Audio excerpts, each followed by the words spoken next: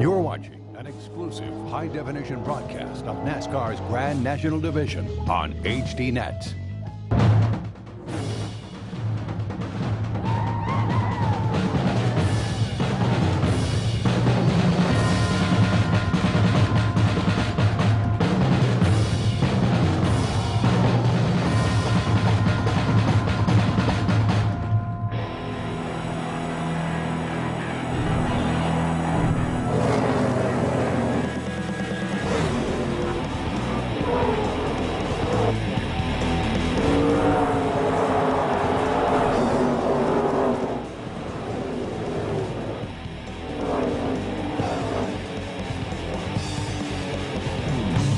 It's the final race in NASCAR's Grand National Busch East Series season. From the Monster Mile in Dover, Delaware, it's the Sunoco 150 at Dover's International Speedway. Hi, folks. Mike Hogwood here. Dan Partis is alongside. Great to have you with us today for racing here on HDNet. Dan, it has been a great year, and maybe the best save for last. This is the fastest track these guys will race on. It really is, and talking to all the drivers today, they're so excited. This is one fast racing facility. You drive down in the corner, man, you hold on, it's like a giant roller coaster ride. These guys are excited about coming to Dover. A lot of Nextel Cup eyes watching these drivers here today, so it is one exciting race here at Dover. Now, one of the guys who's going to start near the front, shot to win today, is young Sean Case. And you may know about our HDNet Performance Award, $10,000 at stake today. Right now, Sean Case leads the chase for that. Recently, the third member of our broadcast team, Natalie Taylor, had a chance to catch up with Sean. Hey, thanks, guys. Well, Sean, you're leading the HDNet Performance Award by 82 laps over Matt Kobaluk. What's it going to take for you to be able to get this award? It's going to take a great car and some luck. You know, I always love coming to Dover International Speedway. We got a great car. We qualified third, so I'm pretty excited. This race is going to be pretty interesting, though, because we got to make a minimum of 3 pit stops. So hopefully the number 44 Casella Oasis Chevrolet is going to run good for us tonight, and should have a good run. Sean, you and your crew chief, Andy Santerre. Andy's won here before. You have the qualifying track record, and you are battling for second with, once again, Matt Kobaluk.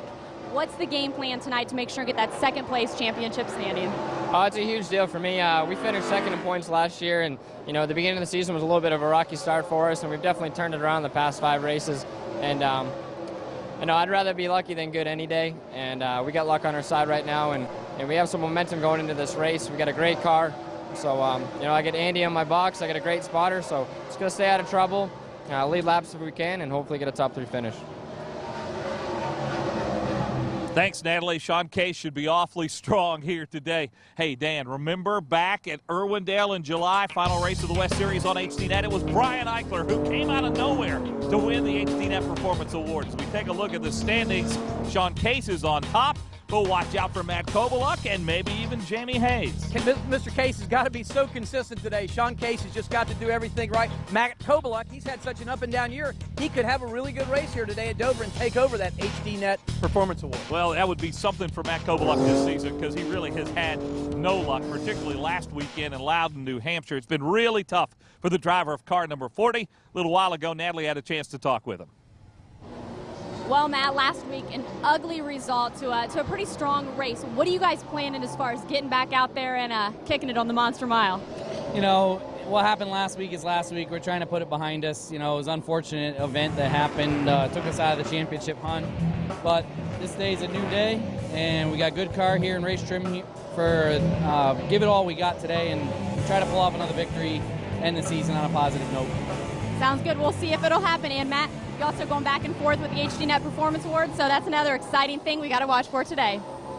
Natalie, thanks a lot again. Matt Kobaluk told me still having fun at this despite what happened. All right, let's take a look at the point standings. Joey Logano just has to take the green today.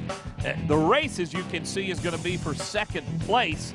Sean Case, Matt Kobaluk, Peyton Sellers all have a shot at taking that number 2 spot. You're exactly right. Talking to them 3 guys, they're going to be conservative here today. They know they have to finish in the top 5 to finish second in points here, so I think you're going to see a little bit conservativeness out of these guys, especially early on in the day. But as a race car driver, anything could happen. We tighten that strap on our helmet. We lose our mind sometimes, so you'll never know. We'll just have to watch and see. All right, Dan. Now, the story in this E-Series season has been young Joey Logano, just 16 years old when it started. He's 17 now, 17, and will become the series champion. He talked with Natalie Taylor a little while ago. Well, guys, I'm sure today's going to be exciting, but we already know who the series champion's going to be, Joey.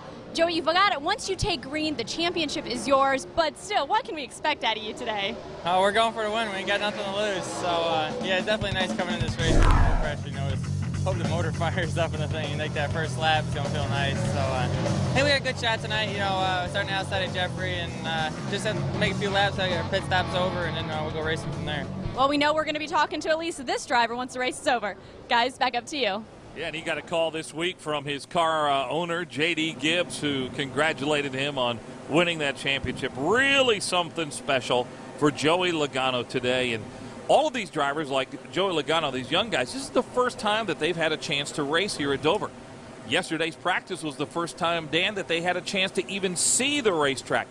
This is a racetrack that is unlike many that they have been on in the past. It really is. I mean, it's 1 mile racetrack. Speeds entering the corner approximately 160, 170 mile an hour. 24 degrees of banking. You go down in the corner, man, the car just sticks. The G-forces throw you to the right of the race car.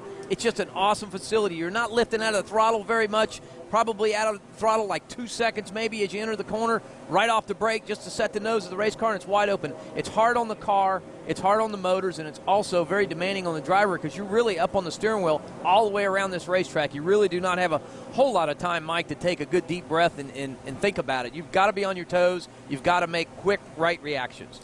Well, I know these guys are all excited about being here. The first race this series ran at Dover was in July of 1998. There have been 7 races since. There has never been a repeat winner. Tim Andrews is the defending champion.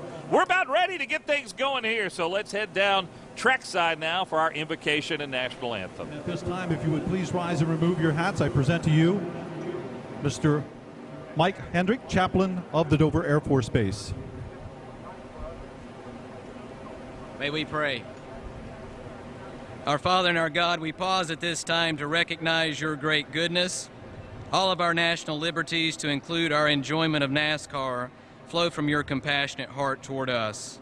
So we rightfully express our thanks while requesting that you orient our hearts towards you and for you. As you grant safety to our service members around the world, may you grant safety to the drivers on the track and those on the highways to and from this location. May we know your peace, patience, and joy. Enable us to love and trust you with all of our hearts. To this end we pray, amen. Please remain standing as I present to you Miss Dover 2007, Heather Lehman, for the national anthem. Oh, say, can you see by the dawn's early light what so proudly we hailed at the twilight's last gleaming, whose broad stripes and bright stars through the perilous fight o'er the ramparts we watched were so gallantly streaming, and the rocket's red glare, the bombs bursting in air, gave proof through the night that our flag was still there. Oh, say does that star-spangled banner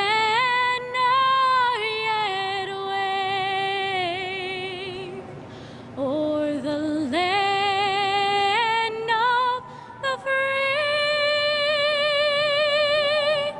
and the home of the brave?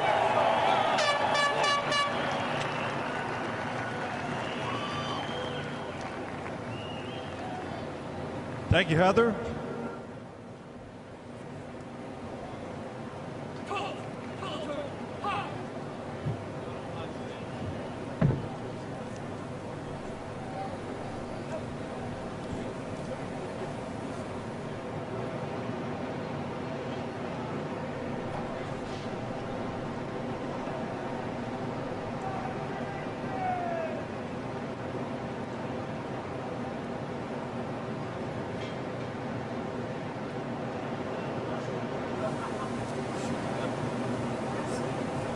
Drivers, start your engine! All right, it took him a while to get that out, but once he did, we're fired up, ready to go, aren't we? Had to take a deep breath to get that out. Yeah, a long breath. Well, there you see them, some 30 strong to start the race today. And out in front will be Jeffrey Earnhardt, another one of those young guns. Yes, the grandson of the old driver of number 3, the late Dale Earnhardt. For more on Jeffrey, let's go down to Natalie Taylor. Guys, you were just talking about how everyone is so excited about this race. Well, Jeffrey Earnhardt's one of them. He is excited to be racing here at the Monster Mile. And in fact, he tested here a few weeks ago, but when they got here yesterday for practice, his team had to make a few minor adjustments to the car, and Jeffrey had to change a few of his lines. But let me tell you, he nailed it. He dominated at practice. And one of the guys helping him out get ready for this race was his teammate, Sean Case. In fact, Sean's the one that has the qualifying record here at Dover, but today is Jeffrey's day. He's had a few top 5s, but Jeffrey thinks, and I quote, today is his day to shine. Well, it'd be someday here, and this crowd would go nuts if Earnhardt crossed the start-finish line first. Well, Jeffrey Earnhardt, his car prepared out of that Andy Santerre Motorsports shop that also prepares Sean Case's car. And as we take a look at the starting lineup, how's this? 2 17-year-olds on the front row. I'll tell you, and them guys are so confident, both first-timers at this racetrack. I mean, you come to this place, again, them guys they've never really hit the wall hard either, so, you know, they're going to learn a little bit of respect for Dover, but, man, what an outstanding run to be on the front row here. And a great story on row 2. You know about Sean Case, we've talked about, but how about Brian Eichler, who won our HDNet Performance Award in the West Series? He brought his car east, and it is powerful. Well, Bill McAnally brought a heck of a team over here to do this. Look at the nice flyby we got here. Beautiful day here in Dover. Well, we're right next door to the Dover Air Force Base. And, boy, they're coming in and out of here all day long. It is quite a sight. Fly over there, Peyton Sellers, Eddie McDonald in row 3. Chase Austin, another one of the youngsters, driving for Rusty Wallace in row 4, along with Max Dumoulin, a Mike Olson prepared car. 2 guys from Mexico City in row 5, Antonio Perez and Ruben Pardo. Row 6, well, he's one of the veterans from this series, Brian Chu, and Rogelio Lopez has shown us something. Both them guys have run real good here this last half of the season. Back in row 7, there's Matt Kovaluk, hoping to finish today second in points. Well, he had a tough one. Oh, he did. Jamie Hayes, Johnny Richardson's wrenching on that car. He said he feels they got a good race car, just a little bit loose in qualifying. Mark Davis is the other developmental driver for Joe Gibbs Racing. He's also just 17 years old. And how about this, Steve Park? Yes, that's the same Steve Park that drove for Dale Earnhardt. And it really made some noise in the Cup Series. Because he enjoys coming to this series. He started in this Grand National Series in the North, and he enjoys coming here, running Dover. Almost won this race last year, finished second. Jerry Marquis, who picked up that ride in the middle of the season, has done well. And Tim McCready in a Richard Childress car. Richard Childress' developmental drivers, McCready. Richard Gould in row 12, along with John Salemi, who's had a decent season this year in the East Series.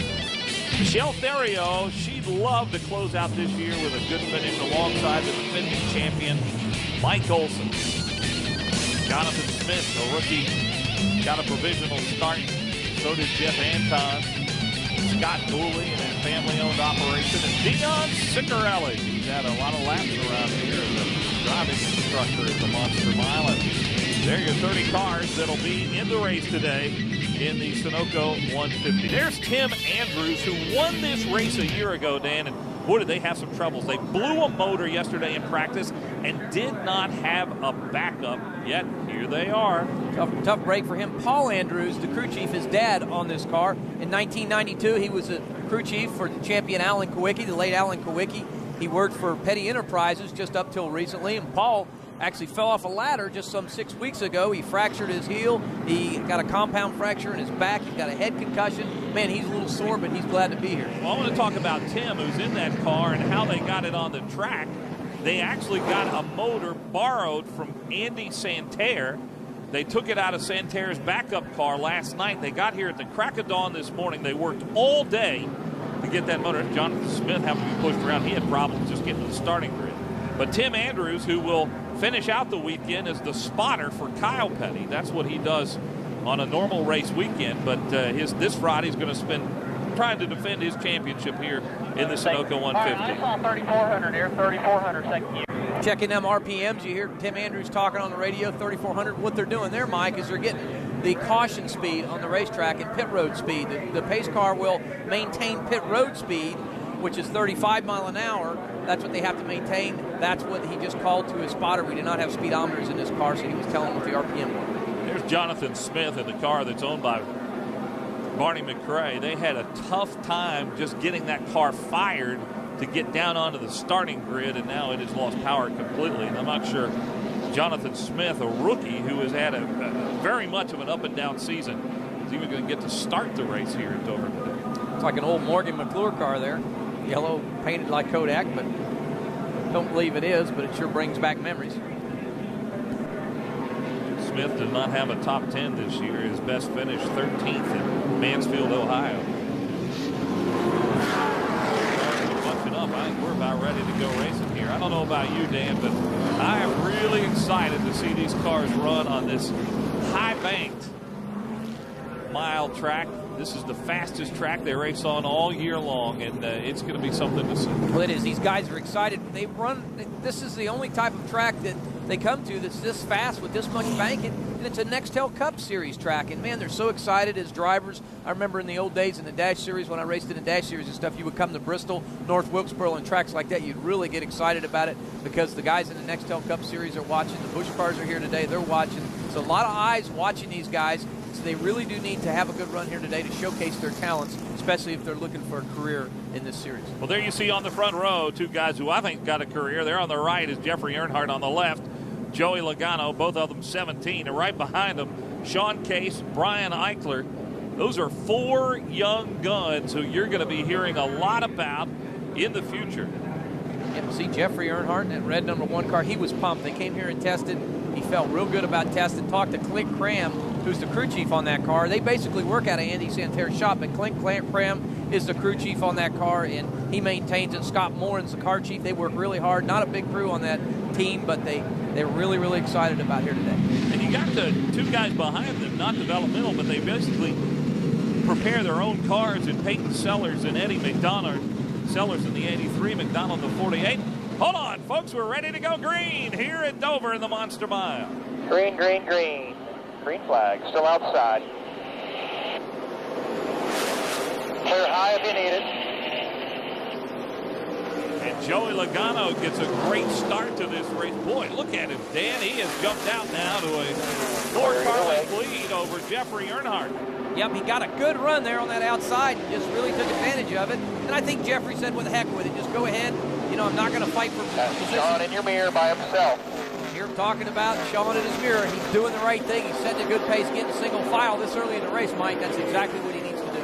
Yeah, you remember, we've got to stop a minimum of 3 times in this race. We'll talk as we get further along about the rules about changing tires and refueling the car. It's a lot different than in some of the national series. And Logano, who has, by the way, we might mention, he just clinched the championship by taking the green. So an official congratulations go out to Joey Logano and all of that Joe Gibbs crew on taking the title here in 2007 in the NASCAR Busch East Series. Yep, they've done an outstanding job with that team. That whole team's just been, this second half of the series has just been totally awesome. Have done everything right, and it just shows on the racetrack. Mike Silby, the crew chief on that race car, has just done an excellent job. A pretty good battle for second here, but I think Sean Case is going to be a little patient because remember, these guys are teammates. Both of those cars prepared in Andy Santerre's shop, which is located in Harrisburg, North Carolina, right across the street from the Lowe's Motor Speedway. And here comes Case on the inside. We're behind him.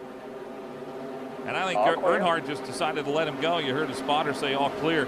Hey, it's too early to really be battling and knocking fenders off. Oh, you're exactly right. And Earnhardt's just got to get in the groove here, get some heat in them tires, and let that car work. If he needs to make changes, he can do it. He's doing exactly that. He's so excited. He feels so confident about this car. His car's so good on the long run, and he knows that. You let these guys burn some of them tires off there a little bit and see what happens. Well, Ruben Pardo is coming down pit road right now. That is a pass-through penalty ordered by NASCAR. He jumped the start. Yep, so that's not good. 63 car. off the pace there. John Salemi, unfortunately, looks like possible problem on that car. John Salemi had a decent run in New Hampshire last time out, finished 12th. But Salemi looks like it's going to be a long day for him. Not so for Joey Logano, who took the lead on the start, qualified on the front row. Caution is out. First caution of the day here at Dover. And caution is out with Joey Logano as our leader. Sean Case looking strong behind him. Then it's Jeffrey Earnhardt and Brian Eichler here at Dover.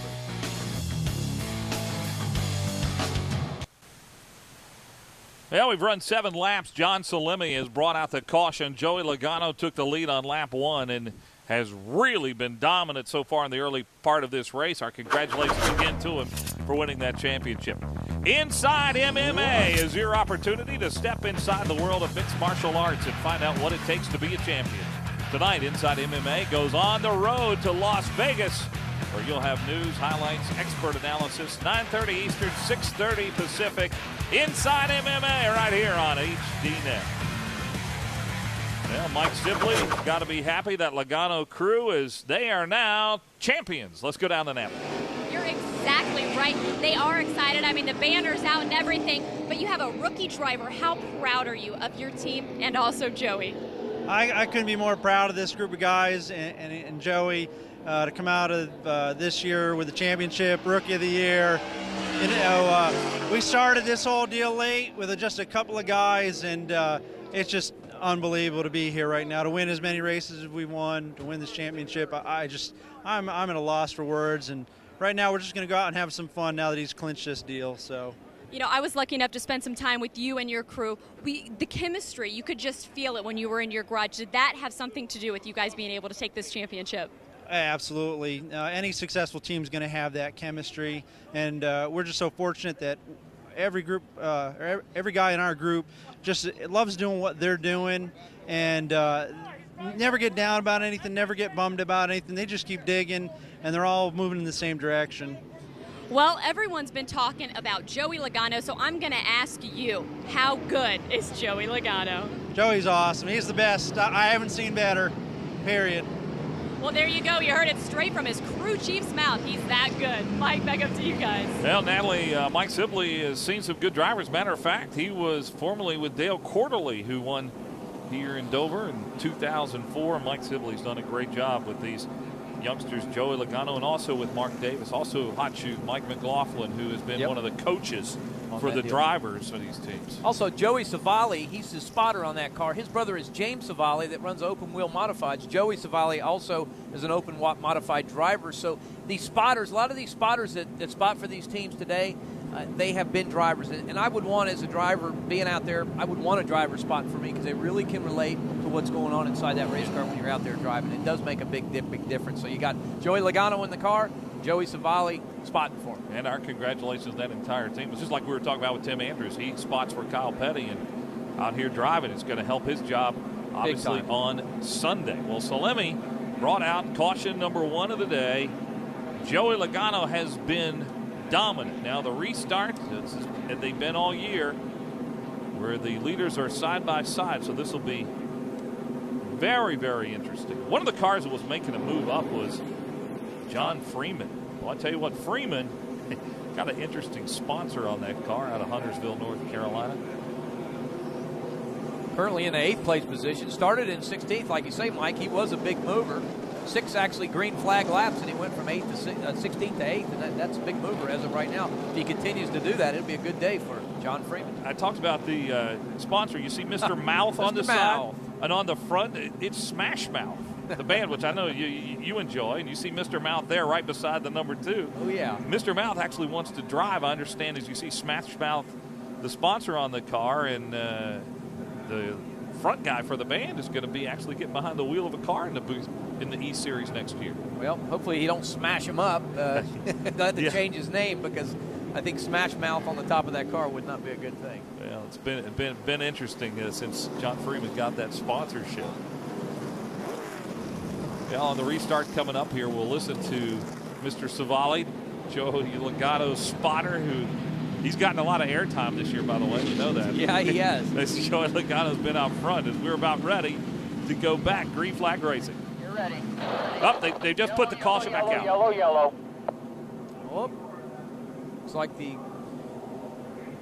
5 car, Jonathan Smith, obviously having problems again. Boy, he's had a tough day, a tough start to this race. They had to push him off to start the race, and now he's broke down again. I think he probably want to pull that car in the garage area and call it a day. Is there anything more frustrating, Dan? I mean, he qualified the car, and he barely could get it out to the starting line. It shut down on him. He had to be pushed off before the race started, and now it just lies dead in the water out on the racetrack. The caution has had to come back out once again. It's got to be a killer for a young guy. This is a rookie, remember, and here comes a tow truck again to push him down back towards the garage. A rookie who wanted to run well here and wanted to show some of these Nextel Cup teams that he's really got something, and he's just not going to be able to get the chance to do it. Well, we've talked about some of these guys up front with a chance to win the race. There's Sean Case. He will start on the front row alongside Joey Logano. More on Sean. Let's go down to Natalie. You know, when we're talking about race analysts, obviously we love to hear Dan Pardis talk, but also it's interesting to listen to Andy Santerre, what he's telling Sean at least. And after listening into them for a little bit, basically Sean's car's loose, and Andy says all the other cars seem to be tight out there, and Sean's itching to get the move. I mean, the buzz around this atmosphere is unreal, and Sean's wanting to make the move. Andy's saying no hold back. I don't think the other cars look too good, and they feel very confident in his setup. So it looks like we'll see if Sean's ready to make the move. All right. Well, I think that'd be a good 3-man booth to get Andy up here. You know, Natalie is, but there's Andy Santerre, one of the great guys, and wife Sue alongside. And not sure what he's going to do next year as far as cars. He's got plenty of cars in the stable. You know, looking for some drivers or some deals to come his way. So if anybody's looking for a good ride, I'd be calling Andy because he's got one of the better cars in the series. Well, and if you're saying, well, what about Sean Case? You know, it's not a done deal, but it looks pretty much like Sean Case is going to head to the Truck Series next year. We talked about the success, Mike, with Jeffrey Earnhardt in the one car. Clint Cram, his crew chief, he was an old racer also. He raced in 1992 in a track called Monadnock in New Hampshire, Winchester, New Hampshire. He was a 92 track champion. Since then, he's worked for Dale Earnhardt Jr. He worked the surface plate with his operation, I believe, in the Busch shop, worked for Junior, but his whole family's involved. There's Buddy Cram. Buddy Cram works in the body shop at Everhams. Then there's another Cram involved. He's also Brian Cram. He works at DEI. He's a shop foreman for the A car. Then there's Kevin Cram. He works for Johnny Borderman on the West Coast. So, man, that whole family has been around racing. And, man, I'm sure them guys talk on the phone every week and say, hey, I found this and I found this. And that's why part of the success on that car, you've got to take your hat off to Clint Cram because he's such an awesome crew chief. And, man, he's a hard, dedicated worker. And Jeffrey Earnhardt has really improved. He's been in the top 5, 3 of the last 5 races in this series. And as you can see by the red car there, that is an old Dale Earnhardt Jr. car that he's driving. They just put different decals on it. Yep. Right beside us, Brian Eichler. I still think Eichler has a chance to be a factor in this race. They have worked so hard on that car, a former Ginn Racing car, but they've done a lot of work on that themselves. He has. Talking to Eichler, he said on Tuesday, they put the car in the hauler on Wednesday morning at 8 a.m. He loaded it up. He went to a Napa show in Maryland, left that show, and then came here. Him and Joe Scheer Jr. worked 26 hours there on Tuesday to get the car ready. Well, actually not Tuesday, okay. Monday and Tuesday to get it done. And, they worked and threw it in the trailer and came here. And, man, what an outstanding performance here. He had a little trouble in qualifying, but they found the setup. I think they got a good race car here today. Yeah, if you were telling me they were working 26 hours a day, you were making news. When you work that long, you get a little delirious sometimes. I've been there and done that. Many 2 o'clock mornings. I understand. Well, the light is out on the pace car. We're going to try it again. We'll go green. And Joey Logano and Sean Case on the front row. Ready, go, go, go, go, go.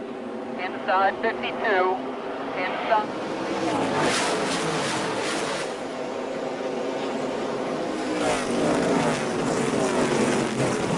Well, they're not to jump this time for Joey Logano and Sean Case here. Natalie said that Sean says his car is pretty strong. Andy Santerre trying to tell him to be a little patient. But on the restart, side by side as they come around turn 4. Outside. Sean Case on the outside. Listening to Logano's spotter telling him outside. And I think Joey Logano said let him have it. About 5 to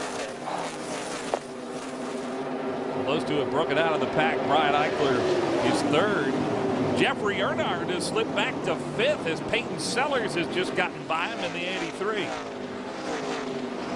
Jeffrey, listen to Jeffrey on the radio. There's really nothing wrong with that car. He says, I'm just settling in, getting a little comfortable. We're going to be good. Crew chief telling him to make that big arc. Entering that corner is so important here at Dover to make a big arc right down through the corner. When you enter right down and through here, you want to hang that tail out as far as you can, then put them left tires down the line right there, and then you pick the throttle right back up. You're wide open all the way around this place almost. There's Peyton Sellers, who was the Rookie of the Year in the West Series last year, 2 years ago, the national champion in the late model series. This year kind of had to put things back together, had to regroup, and this is a family operation. His brother, H.C. Sellers, is the crew chief. His dad is real involved, and basically Peyton works on this car all week himself, and then they bring it to the racetrack. And what a year he's had. He comes in fourth in points, 48 points out of second place, and has just been consistent every week, and they've done the whole season on one race car. They have, and Peyton's a good boy. I mean, he works hard on the race car, and he's really committed, dedicated to this sport. He wants to get the opportunity to move up, and he knows that he has to keep his nose out there. He has to keep his face out there, and that's exactly what he's been doing. In the family-owned construction business, he works part in that, works on the race car. HC, like you say, is his brother. It's a whole family operation, and man, that means a lot, I'm sure, for him to come here and have a good run at any racetrack week in and week out with this type of competition. And the other battle for ninth right in the middle, we told you about it, Mr. Mouth, Smash Mouth. John Freeman is moving up through the field. He's eighth right now. See Matt Kobaluk there right behind him. Matt just not real comfortable here, not been able to get the setup the way he wanted to here at Dover. And Matt's been good here in the past, but he just, sometimes you miss a spring combination or a shock combination, Mike, and it could be forever going unless you make that combination change and pick it up before the race starts. You'll just never find it. So he's had a top 10 car all through qualifying, but not quite the car that he really wanted. Left side of your screen is a battle for the lead. Kobaluk, you were talking about his finishes here. He actually won here in 2002, finished fourth last year. And here comes Logano. So Joey Logano goes back out in front. Don't overwork it. Andy Santerre telling him not to overwork it. Let him go. Take care of that right rear then. Don't run it any harder than you have to, because you guys are a lot faster than the guys behind you. Smart thinking there. Take care of that right rear tire. Andy Santerre, a couple of top fives. He also has won here as a driver. And you hear the talk around the garage, and nobody knows how to set a car up for this track better than Andy Santerre. And shown that Mike Sibley's done a pretty good job with Joey Logano. There's Michelle Theriault going a lap down. Boy, she is really just not up to speed here. Yep, having a little trouble there. Glock, the sponsor on that car. All the folks from Glock are here today.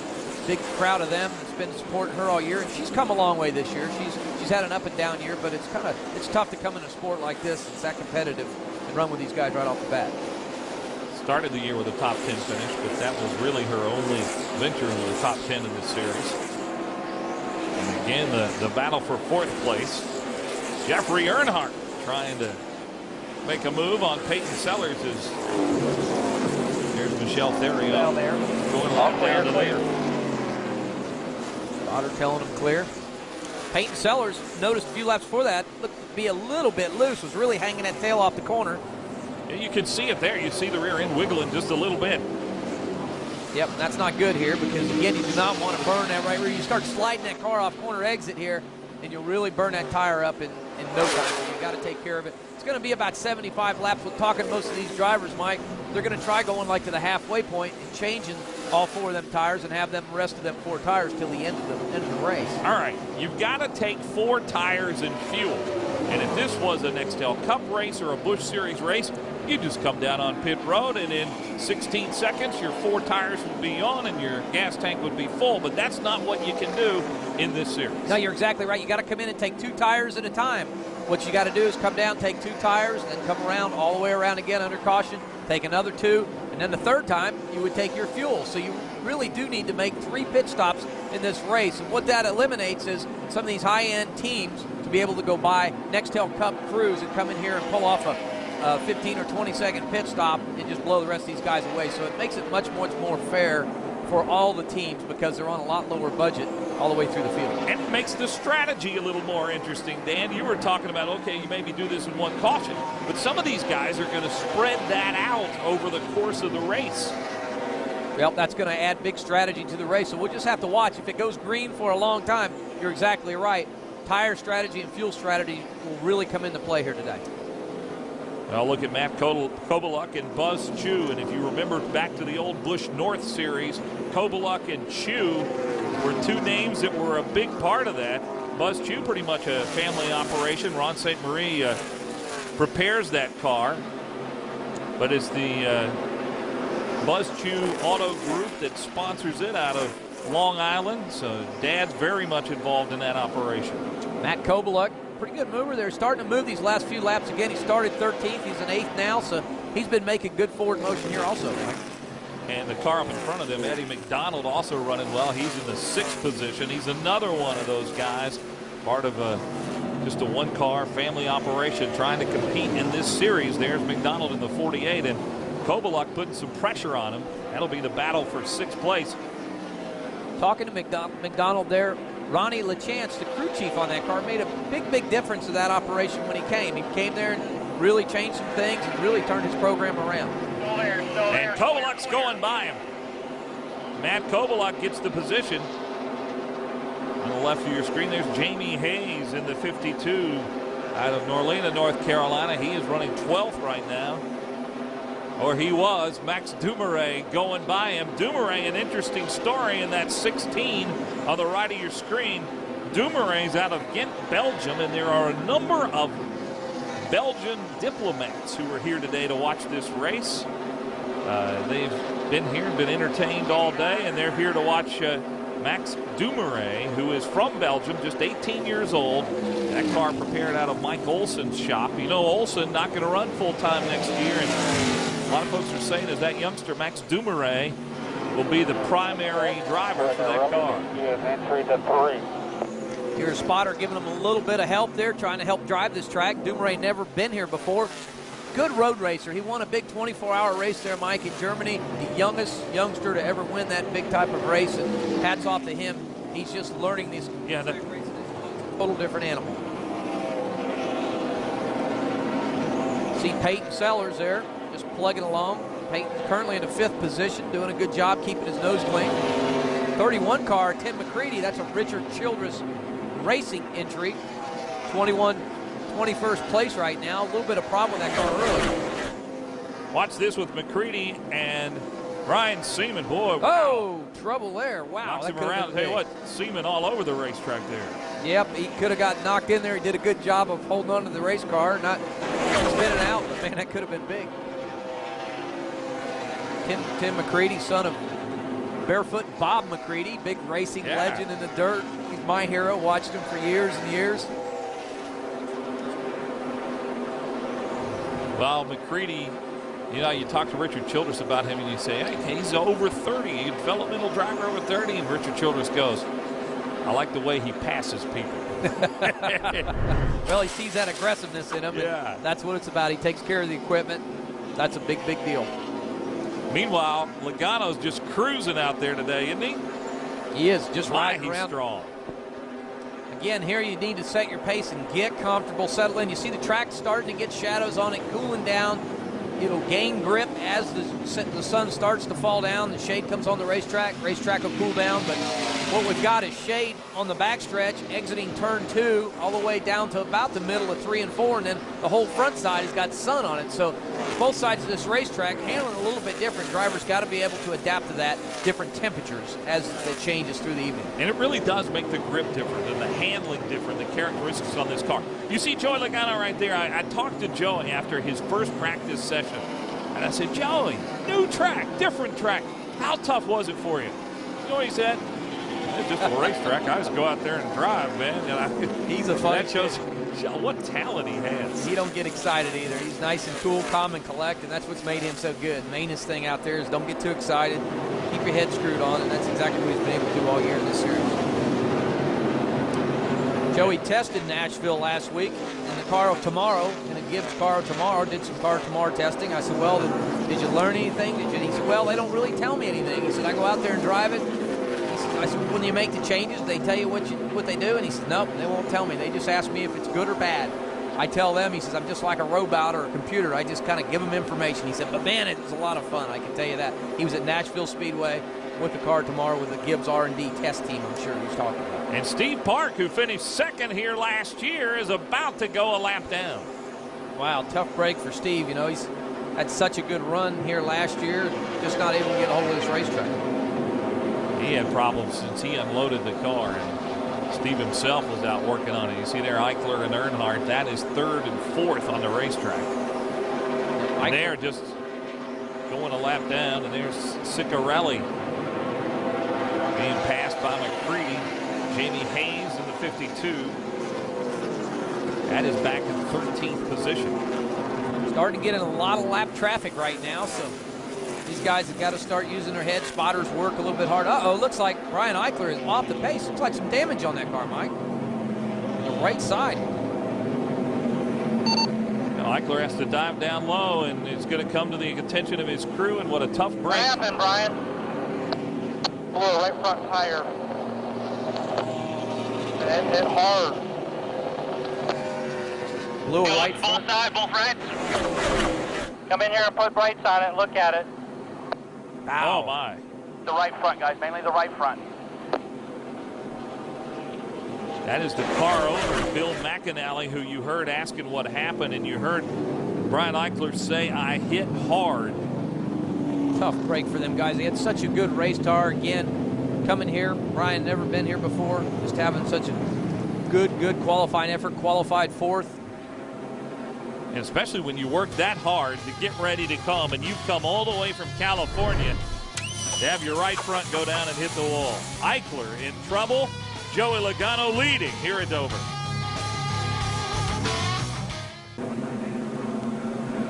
Joey Logano has been the dominant car here at Dover in the Sunoco 150. We welcome you back. Mike Hogwood and Dan Partis here. Natalie Taylor is down on pit road. Matt Kobaluk has been a big mover all the way up from 13th to 5th place. Michelle Theriot has had some problems, but back out on the track. Not the same for Brian Eichler. Let's go down to Natalie Taylor. You know, today in the pits, there's a few other faces added to these crews here. It's simply because the Busch E-Series has decided to designate today Honor Law Enforcement Today. So they decided to take race lovers and law enforcement officers and put them in the sport they love so they can see it up close and personal. And what better way to do it than letting them be part of the teams? Teams like Jeffrey Earnhardt, Sean Case, Matt Kobaluk, Jamie Olson, Mike Olson, and Peyton Sellers all have new members added to their teams today. And Michelle Theriot, well, her team took it a step further. They've changed their colors as well, which I'm sure Mike and Dan, you've been able to notice. You know, we have, and you know what? If it's law enforcement you're supporting and Glock is your sponsor, that's the one you want. That's the one you want to make a deal out of, absolutely. No better than that one. Well, Dan, any surprises to you in the first 45 laps of this race? Well, the big surprise is Brian Eichler's out in such a dominant car. Unfortunate for him. I don't think he's going to be a contender here. Looks like pit row's open, Mike. Looks like we may have a few cars headed down pit row. Let's talk about pit strategy. Do you wait for fuel? What about tires? Is it important to get right sides on? And when you put new rights on and have old lefts, how much of a difference does that make? Well, it's going to definitely help. Rights different, lefts. The car's going to handle extremely different. The guys that you see on pit road right now are the guys that's got handling issues. I mean, they're not here just to take their 4 tires, fuel up, and try and play strategy. Right now, as you see, Wedge Wrench, he's raising the track bar on the 03 car.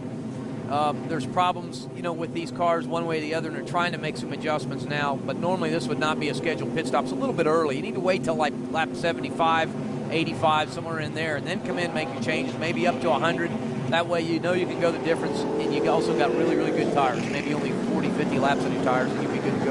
I don't see many teams changing tires. I do see them taking fuel and making adjustments as I look up and down pit road. Well, that's what we talked about. I don't think you'll see many changing tires right now. They may take a little fuel, then come back, take right sides, and then come back and take left sides. See Michelle Theriot down on pit row again.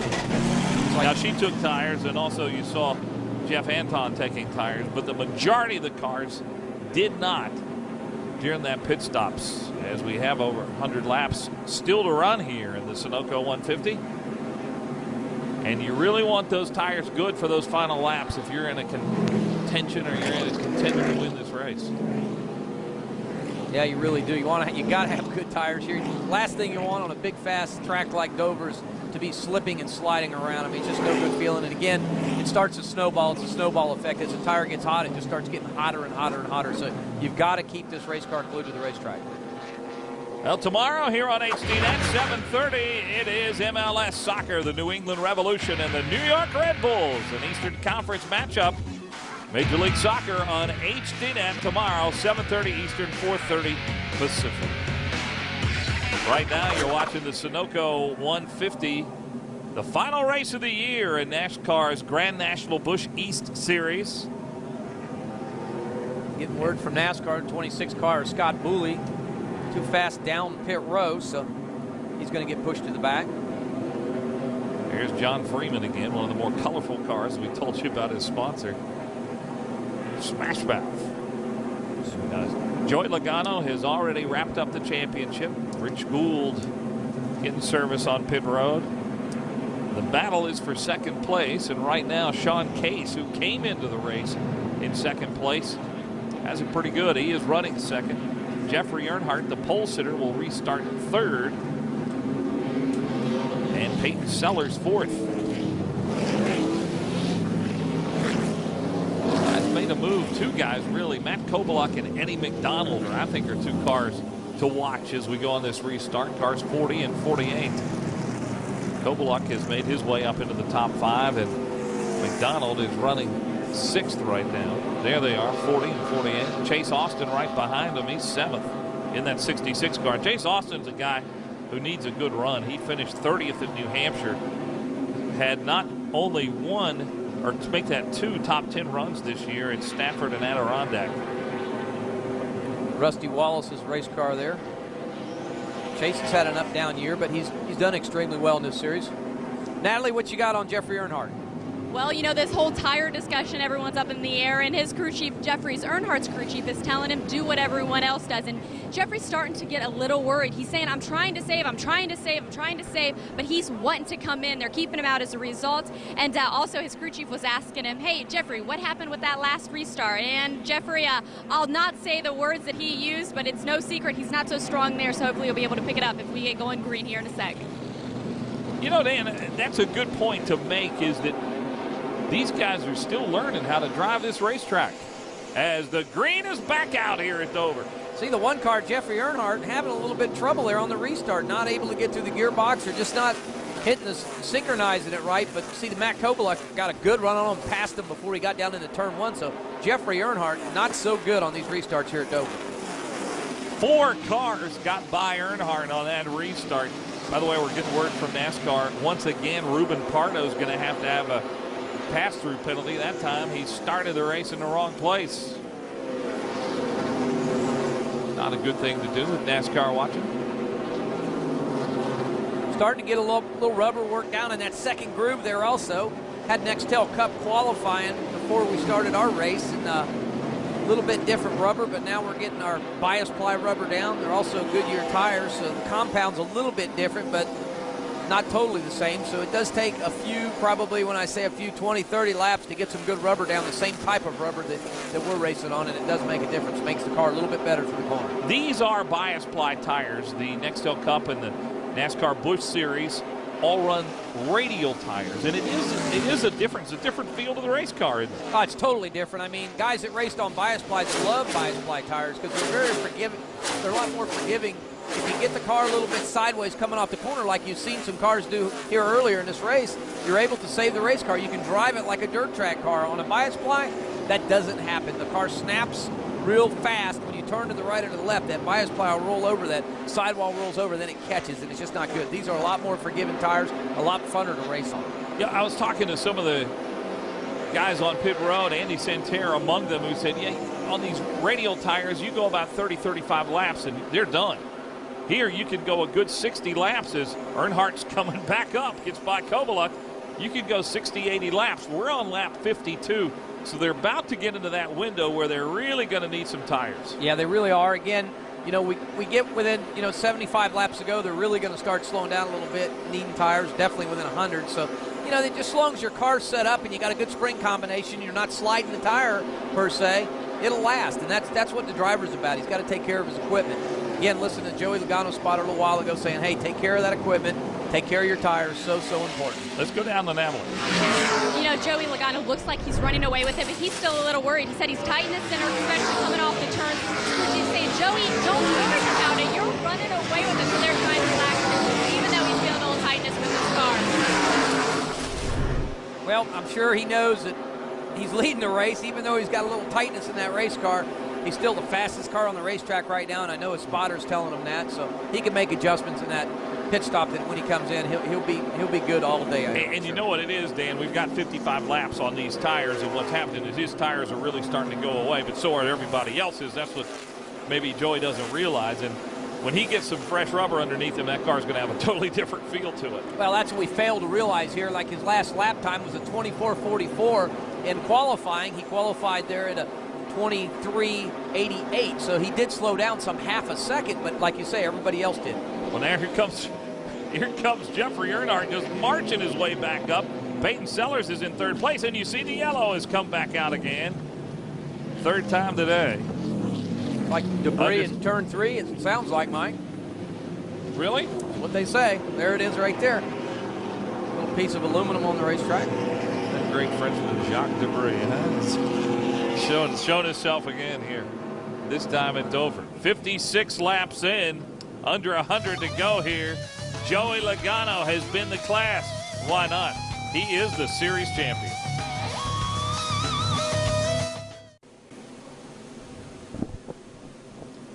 All of the leaders except for Joey Logano have made their way onto pit road, and the word is several are going to do different things. I see Peyton Sellers, he's putting right sides on. Those left sides are going on to Sean Case, who was running in second place. And fuel is going into the Jeffrey Earnhardt car. Down to Natalie. Yeah, guys, on the Sean Case car. He was talking to his crew chief, Andy, and said, I'm on the edge out here. I've got to do something. Andy told him, okay, we're going to go 3 rounds track bar and half rubber in the spring on the left rear. So hopefully that'll get Sean feel a little more comfortable out there. Yeah, Sean's complaining of a loose condition there. Putting the spring rubber in that left rear will push down on that spring on that tire and glue that tire to the racetrack a little bit more to make it a little bit tighter off a corner exit. Obviously, Sean complaining the car a little bit loose off exit. Yeah, I want to remind everybody, too, that you can only do one thing. You can change left sides, you can change right sides, or you can put fuel in. You cannot do all 3 at the same time. Nope, and some of these guys will come back around, pull down pit row again if they want to do right sides. They just done left sides. They'll come back around, make that right side change. So we'll just have to see what type of strategy some of these teams use. All right, back to Natalie. That's exactly what Sean Case, Mike, what you were talking about. He's going to go ahead and make a couple of more laps and come back in for fuel. That'll give us all the way around to get fuel for the rest of the race. Well, I see Peyton Sellers. They are doing the same thing. They changed right side tires, and now Peyton Sellers down there taking fuel on the 83 car. Same thing for Chase Austin and also Tim Andrews. They're actually going to chase left side tires. Andrews had made his way up into the top 10. So there's Peyton Sellers. What this is going to do, it is really going to shake up our lineup here. When we go back green, it's going to be interesting to see, Dan, who made the right kind of changes and who's going to be able to march back up through the field here. Well, that's what the crew chiefs get paid for. I mean, it's all about strategy. Whether you take left sides, right sides, fuel, you got to take fuel to make it to the end. So obviously a lot of them took fuel the first time by, and then they're going to play the tire strategy from here on out. So, we'll just have to wait and just see how it unfolds. We told you about Tim McCready, how much Richard Childress liked him because he kind of went to the front, past people. Well, he'll start on the front row alongside Joey Logano in that 31 car. Remember, he had to stop early in this race for a problem, but apparently that problem has been solved as the green is back out and Logano gets a great jump. Good run there. Tim McCready, like we talked about, had a problem with the engine, but obviously straightening that issue out because it looks like he's got all his horses under his hood at this point. Well, McCready, his only other race in this series this year, he ran in the first race at New Hampshire and finished 36th. And today is looking pretty good. Also, Jerry Marquis running third. Marquis, who finished fourth in the first race here in 1998. Yep, Jerry Marquis having problems yesterday in practice and in qualifying, just could not get that race car hooked to the racetrack. Bottoming off, bottom of the racetrack, making a lot of changes, and obviously they made the changes, the right changes. Replay on the restart. Look down low. Look at the 40 of Matt Kobaluk right beside Jeffrey Earnhardt. Yep, Joey just having trouble on the restart. Not sure if it's a gearbox issue where they've missed a ratio of the gearbox, which I have trouble believing, or he's just not getting up on the throttle, making everything right just to get on good restarts there. So I'm sure as the race goes on, he's going to have to get that straightened out, especially when he gets some fresh rubber on the car. You know who's having a tough day today? The car that's coming down on pit road right now. Ruben Pardo. All right, he jumped the restart, black flagged. He started in the row. Oh, my goodness. Jamie Hayes off the wall. Well, he's been black flagged twice and now black flagged for a third time, and that really hurt that car.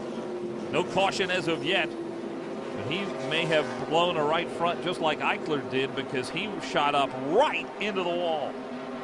Man, tough break for him. They struggled a little bit. Donnie Richardson, the crew chief on that car, said, we were just kind of neutral. He says, we little tight, little loose, just could not get the car neutral.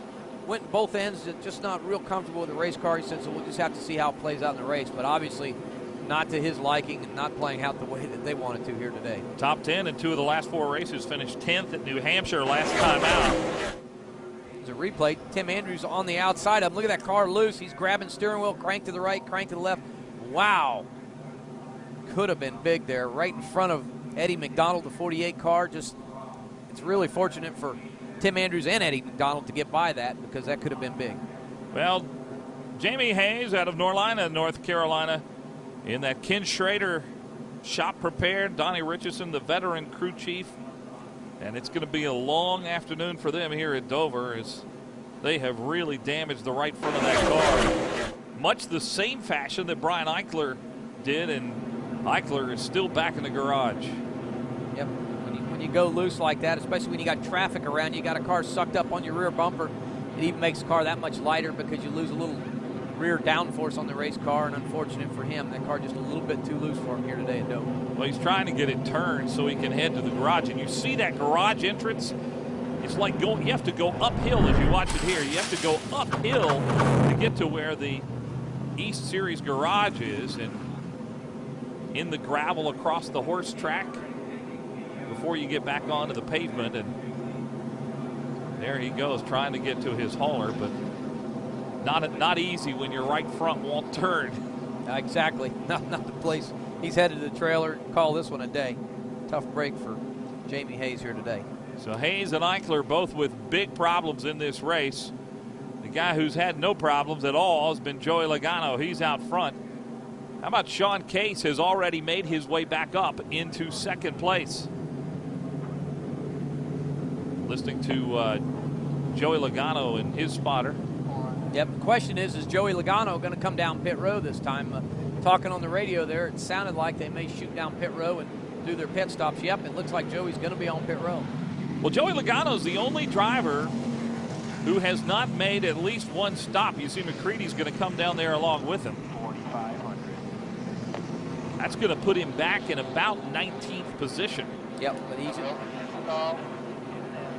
got a good race car. If he uses his head, he'll work his way back up to the front.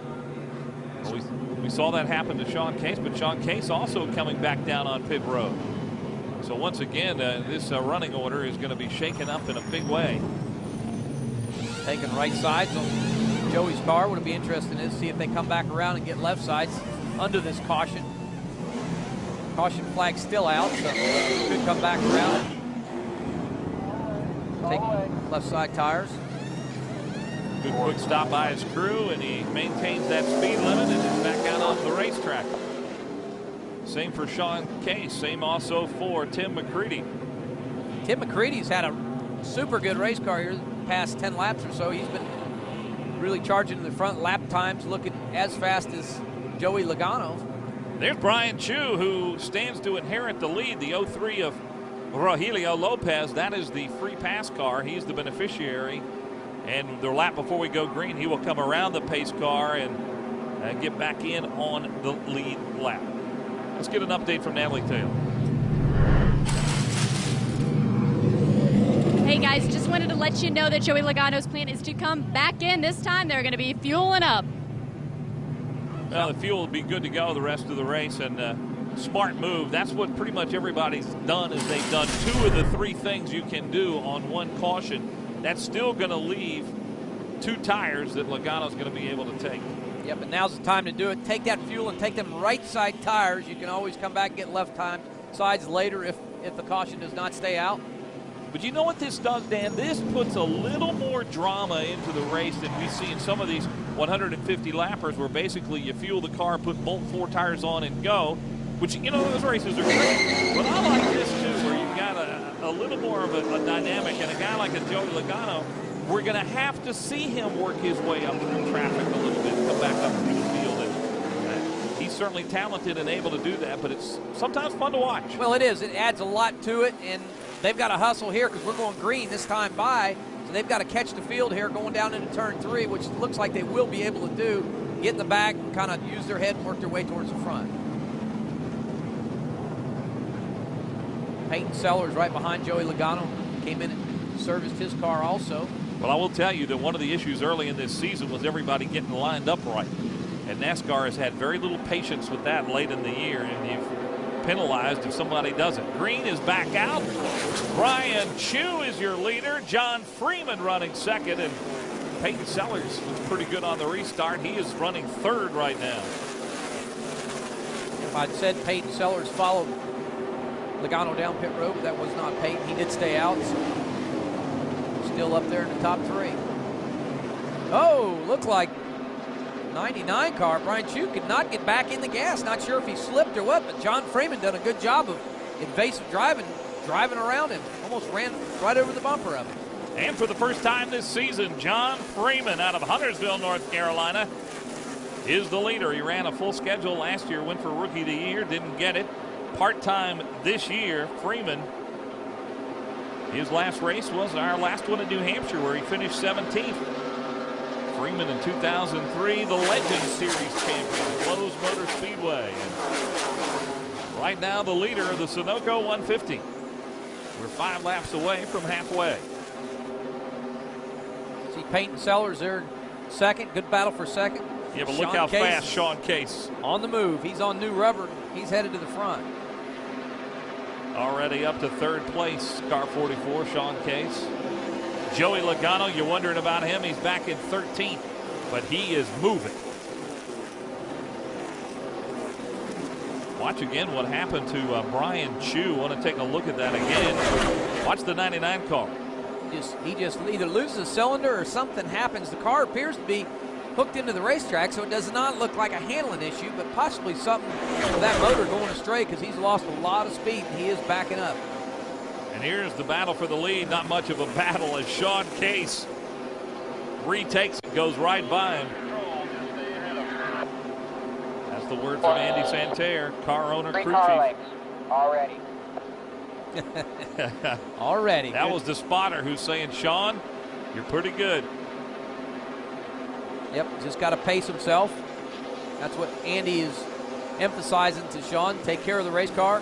Take care of that right front. And Joey Logano's knocking him off one at a time, trying to make his way back up to challenge Sean Case. About to get into the top 10. He is back there with Chase Austin, Jerry Marquis.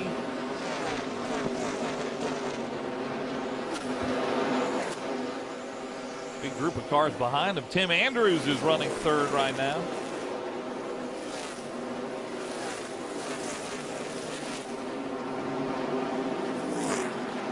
Sean Case went from 8th to the lead in just 5 laps. There you see Joey Logano, Jerry Marquis right in front of him. Now watch Logano. This is what I was talking about. The youngster's now going to have to dice his way up through traffic. He knocks off Marquis. That is for 9th place, and now he'll set his sights on his teammate, Mark Davis. Now he's got to go high. He's got to go low. This is where you really see that driving skill. The 92 is Mark Davis. Now you may wonder, Mark Davis, he ran car 18 for most of the season. What's he doing in 92? He drives 92 when he can to honor one of his heroes, Reggie White, the great defensive lineman with the Green Bay Packers and the Carolina Panthers. Passed away a couple of years ago. That was his jersey number and one of Mark Davis's heroes, and why he likes to run that number 92. Yeah, Mark qualified 15th here today. Not quite the qualifying effort he liked. Just wasn't real happy with the race car. Said, I'm just not feeling super about getting into the racetrack. The car would just not get into the racetrack with all 4 tires. So, you know, if you're not comfortable here, sometimes it takes a while to get in that rhythm. Not going to be long, though, before Joey Logano is back up there. Now, new driver in second place, and you see Jesus Hernandez in the 4, but that is Tim Andrews. Now, if you missed at the beginning of the race, we told you Tim Andrews blew his motor yesterday, did not have a backup. What did they do? They went to Andy Santerre, who was nice enough to loan them the motor out of their backup car, which is a good motor. And Tim Andrews, who won this race last year, now running second. Now make that third as Jesus Hernandez about to get by him. Over halfway through the race now, and in our first half, we had 5 lead changes among 4 different drivers, and we were 4 cautions for 27 laps. Van Dyke Baller, the sponsor on Tim Andrews' car. They make earth crushers. It just pretty much crushes anything you put in them. Hopefully. The battle for 5th place. Chase Austin is there. I'll tell you what, Joey Logano has already passed through that group. He's back now in 10th place. Logano, there you see him coming up through the field past John Freeman. This is the battle for 4th. And Joey Logano has just steadily made his way up through the field, now running 4th here at Dover. Car's fast. I tell you, he's hooked to the racetrack. Again, comfortable. He's in the rhythm. But Dan, you know what impresses me about Joey Logano? Sometimes you see a driver using up a car trying to get to the front. It looks like he's really being patient, taking care of that car as he knocks them off one at a time. But you're right, and he's 2/10 slower than Sean Case is at this point, and I think he knows that. I think that's exactly what he's doing there, Mike. He's taking care of the race car, but he's moving through the field aggressively enough to get up in that top 5, because you need to be up in that top 5 to stay out of trouble. But he's not overdriving that race car, using them tires up. We got some 68 laps to go at this point, and he knows he has to have some rubber till the end. This would be for 3rd place if he could get by Tim Andrews. It looks like he's going to do it on the inside. So Logano now all the way back up to 3rd place, but Andrews not giving up that spot easily. Andrews on that outside again. His car's working well up, right there. up on that outside. You hear Andrews. I'll blow back up top. I got a lot of room, right? Oh yeah, you got 25 car lengths. Talking about the leaders, if he could see the leader, but spotter tell him not to worry about it. Got 25 car lengths. And we're going to have a caution or 2 before the end of this race. Again by Michelle Theriault, who's several laps down. Sean Case setting the pace again. Every lap he's knocking laps down at 24:20s. Joey Logano's fast lap 24:40, so 24:40s, 24:20, excuse me. He's 2/10 quicker than everybody on the racetrack at this point, but he's got to take care of them tires.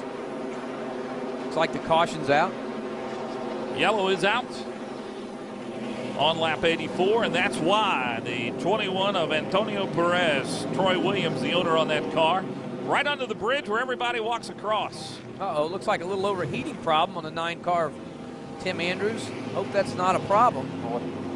It's done, dude. We're done. We're fucking done. Oh. What's your water temperature now? Tagged and pushed all the water out. Wow, tough break.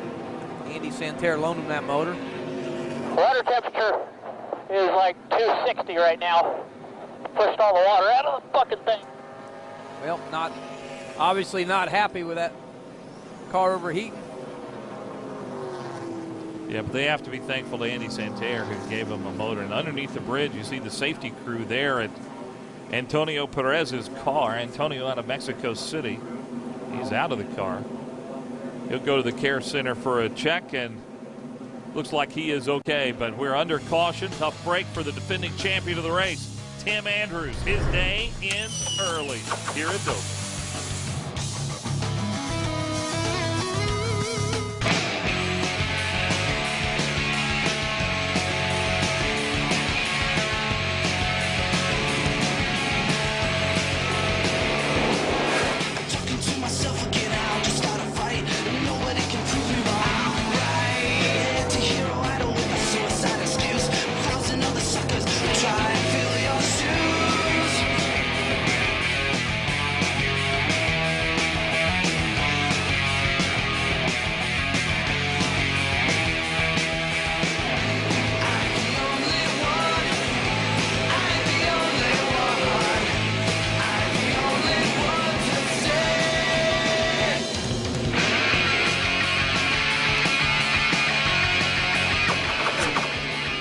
It's been exciting so far. Joey Logano, he came down on pit road a moment ago, as did Sean Case. Those two cars, I think it's safe to say they are the class of the field so far here today. His crew reacted to the pit stop.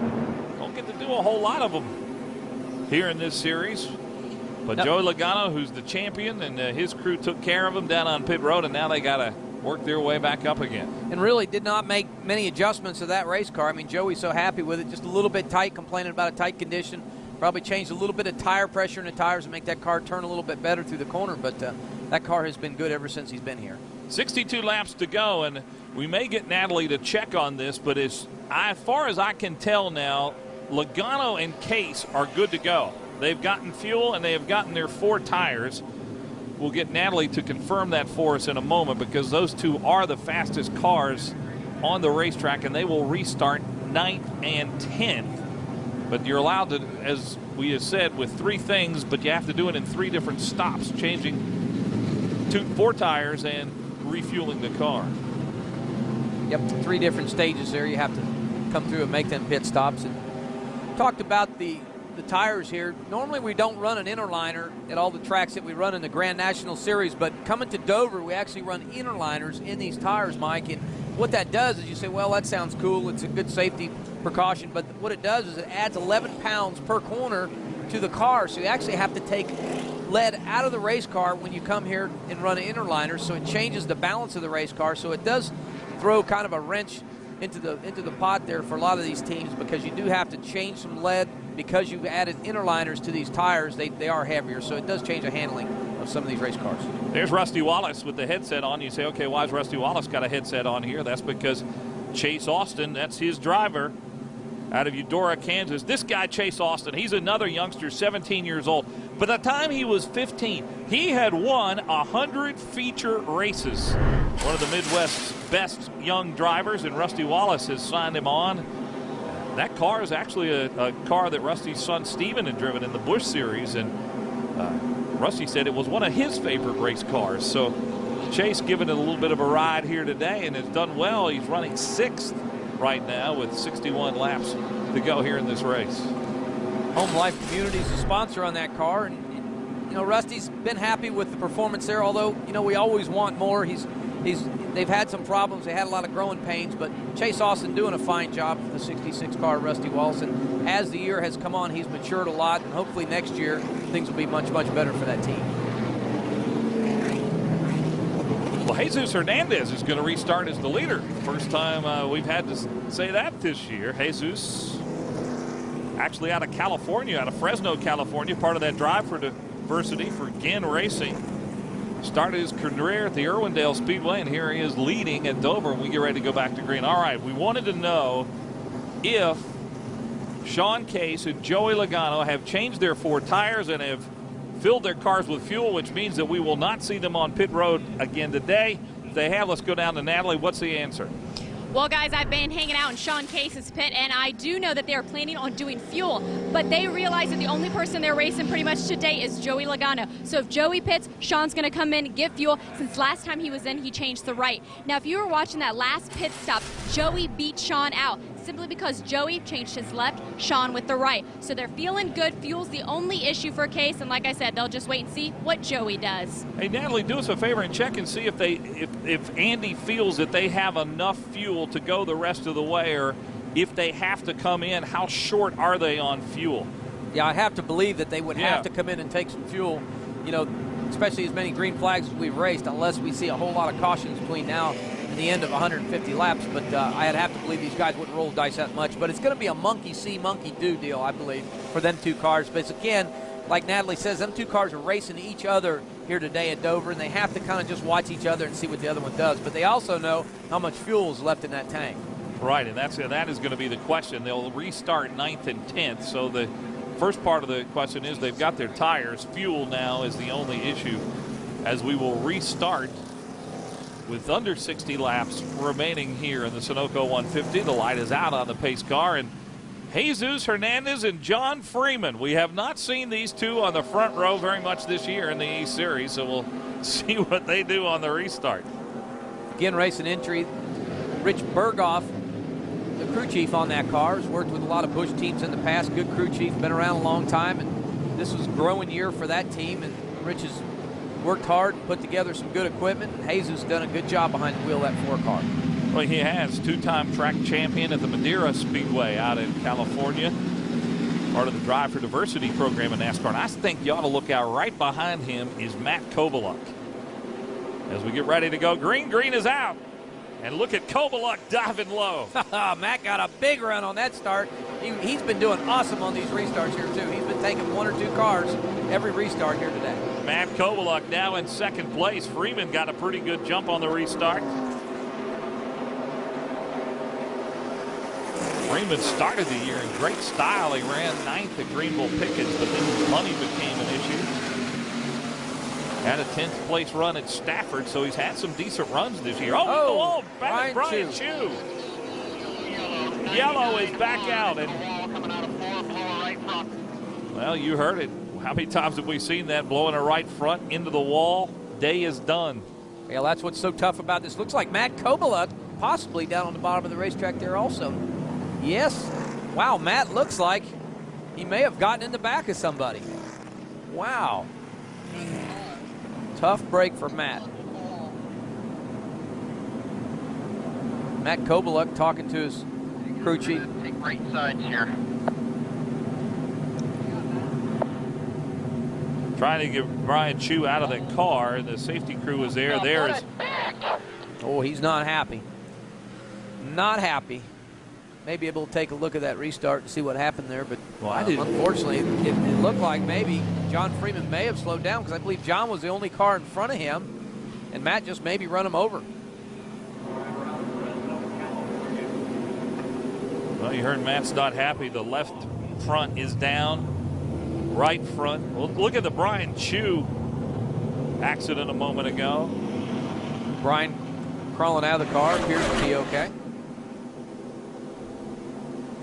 Off the corner right here, you just see that car. Man, that was a hard hit. Didn't look that bad the first time, but on the restart there, you see parts and pieces flying up in the air. Here's a rerun of Matt into the wall there. Not sure what may have caused that. He may have got out of the gas pedal, and the 4 car of Jesus may have gotten in the back of him. Not sure, but sure got turned around. Boy, how many bad luck things can Matt Kovaluk have happen to him in one season? Wow, that's a tough break, because such a good race car, man. He was charging to the front. Again, did not qualify that good here. Qualified 13th, but little by little they worked on the car, and he's fixing the fender there, a little body work. You know what? There are a lot of crew members on that team right now that'd like to be swinging that baseball bat. It's a great way to take out some energy on your frustrations on what's going on. Jeff Earnhardt, Sean Case, and Joey Logano are all coming down pit road now. And this may be their final stop. On lap 95, Case and Logano. Well, we know what it is they're actually driving the whole field through pit road as the front stretch is blocked for cleanup duty. That's what they're doing. Yep, they've got the front straightaway blocked, and NASCAR will do that to ensure safety and get the track really clean. So they're running the cars down pit road. The pit row is closed, so these drivers cannot come down and make any tire changes or do anything until NASCAR opens pit row. Even though they're driving down pit row, it's actually not open to do any work on your car. Well, they're going to have to get Brian Chu's car hooked up to a record, as you see the work continuing on Matt Kobaluk's car. And Brian's already been taken to the care center and it looked like he was okay. Well, it's more of what's going on with Sean Case. Let's go back down to Natalie. Well, Mike, you asked earlier what Sean's plan was for the rest of the race, so I figured I'd get Andy here to tell us. Andy, is there any reason that Sean needs to come in again? No, I think we're in good shape. We've got a caution here, and we can run about 88 laps here on fuel, we're hoping. And we pitted at lap 66, so puts us about 84 under green, and I think we can go that far. But we've had some caution laps. We should be in good shape on fuel. This 44 Casella Waste System Chevy, it's been good all day. It's we're racing one car right now, and that's the 20 car of Joey Logano, that Joe Gibbs back team. And they're our only competition, I think, right now. So if it stays under us, hopefully we got a shot at victory lane here. Well, I was going to ask specifically about Joey. It seems like it's really just them two. What are you telling Sean as far as keeping his mind in it? Well, I told him to take care of the car, don't overwork it, and him and Joey are it seems to be in a league of their own, unless someone else has made the right adjustments. But we put right side tires on later. Joey put them on first, and they put his lefts on. So we're hoping that our right sides will be a little better at the end of the race than his, and we might have a shot at it. There you go. You heard it straight from his crew chief's mouth. Guys, back up to you. Okay, so they're done. It's all going to be done on the racetrack right now. No more stops. Fuel's in the car. Tires are bolted on. Now we race to the end. Huh? Exactly, and that's what it's about. You heard it was a little strategy there because Sean Case has actually got some newer right side tires. Yeah, a little earlier, Brian Chu a little shaken up. And he's a tough guy. I mean, you and I both know him. He is one tough character. And headed to the care center where, by the way, Antonio Perez has just been released. He's okay, and that's a mandatory ride, and hope Brian Chu's okay. I know one thing, his car is not. Yep, and again, when you blow right front here, you're carrying 150 mile an hour off corner exit there. Man, when you blow right front, I mean, there's just nothing you can do. That's your steer tire. All your weight's over on that right front, and that's your driving tire, and when you lose it, it just shoots right up to the wall. Well, we've got just over 50 laps to go here in the Sunoco 150. John Freeman is back out front. So watch out for Sean Case and Joey Logano. They're coming.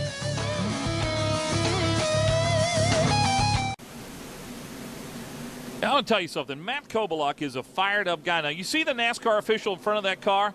They're telling him, no, you're being penalized because you did not come in, or you came in when you were not supposed to, and change tires without getting approval. And we've been listening to the radio in the break, and Matt is just not happy at all. He's livid. You can't blame him. I mean, that they made some changes, obviously. Sometimes you talk to the NASCAR guys, and it's hard for them to get through the tower and talk to the guys up in the tower to relay the message, and they don't get it through. Unfortunate that you'll get penalized. I would tell you, let's listen into him again, but I'm afraid of what he might say. I agree. I wouldn't go there. Matt is not a happy camper. But, some of the things I like about Matt are his aggressiveness, and he still has fun in a race car. He's being penalized 2 laps. That's what he's telling them now. And his crew chief, longtime crew chief, Perry Waite, they're not happy at all. But yep, Tower just told the official, I believe, that they need to hold him for a couple laps. Unfortunate, they made some changes, but that's like fighting with City Hall right there. It's really nowhere. They may all get out baseball bats before this is over and start hitting on that car and beating out their frustration.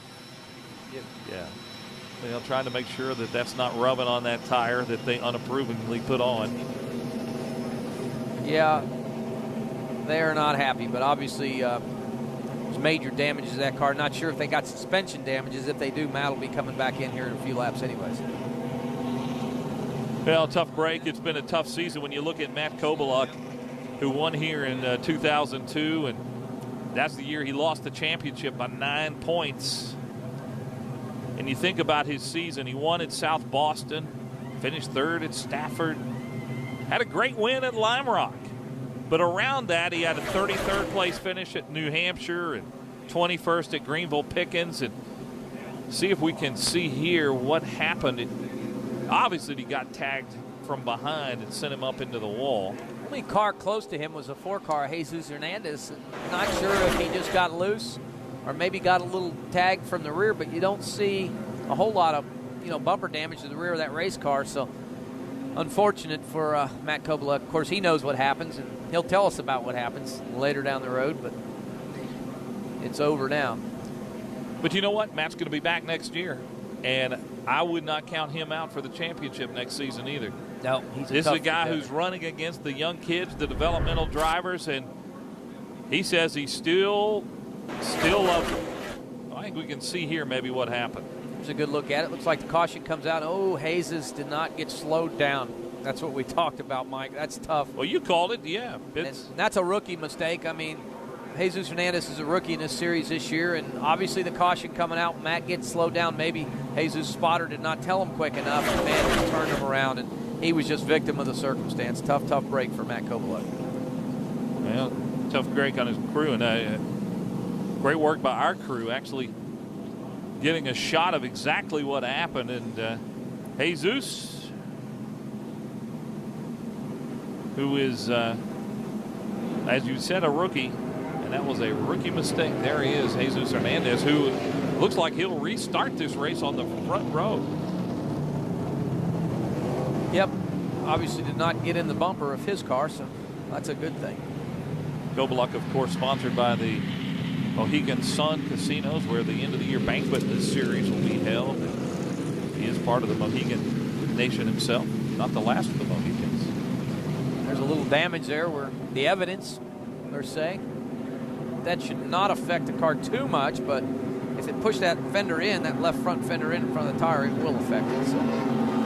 Well, Dan, let me ask you, and I'm going to put you on the spot big time here. Matt Kovaluk gets penalized 2 laps. He had to come in. He had to make changes. Should Jesus Hernandez maybe get penalized for actually running into somebody when the caution had come out? Well, that's a NASCAR call, and obviously they would have to look at the replays and make a decision. But as of right now, they have not made any decision on what to do and what happened there. So, you know, it's just a tough break. NASCAR's, you know, faced with them questions week in and week out in all their touring series, and it's just a matter of, you know, how they look at it. And I'm sure he did not do it on purpose. I do not believe it was intentionally. Right. See, as they exit the corner there, they're slowing down. The caution's out, and Jesus obviously did not see the caution and just run over Matt. A lot of times. Yeah, and for people watching at home, Dan, and you might expound on this too, this is not like the brakes in your passenger car. These brakes are not, it's not as easy to stop these things or slow them down as you might think. No, these cars are 3,300 pounds, very, very heavy race cars, and they do not stop good, do not have power brakes. Well, about ready to go green, and less than 50 laps to go with Freeman and Hernandez on the front row. And Sean Case putting all kinds of pressure on Chase Austin. Look at Chase Austin down to the bottom. He looked at the bottom and said, I might want some of this too. Time for him to check out within 48 laps to go. Rusty Wallace on the radio talking him through this way also. Well, Hernandez out in front after that incident with Kovaluk. And Sean Case on the right side. Case and Logano have been the class of the field here all afternoon, and I really got to believe before it's over with that those two will be battling it out for the win.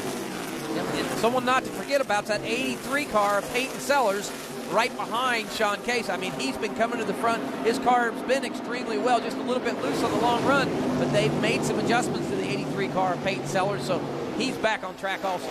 And again, what a great story, the youngster from Danville, Virginia, who raced in the West Series for Bill McAnally a year ago, Rookie of the Year. That deal fell apart and then came here and races out of his home shop. Yeah, we talked about the tough day for Matt Kovaluk, and one of the most unhappy men on pit road has to be Perry Waite, who's with Natalie right now. You are absolutely right, Perry, and the officials were definitely having words. Perry, what's going on? Well, unfortunately,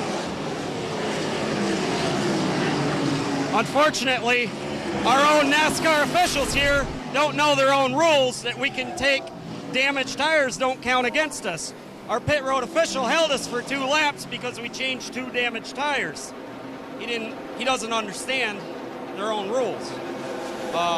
You know, the 4 car, I guess he was upset that on the restart, maybe our right front wasn't cleaned up as well as it should have.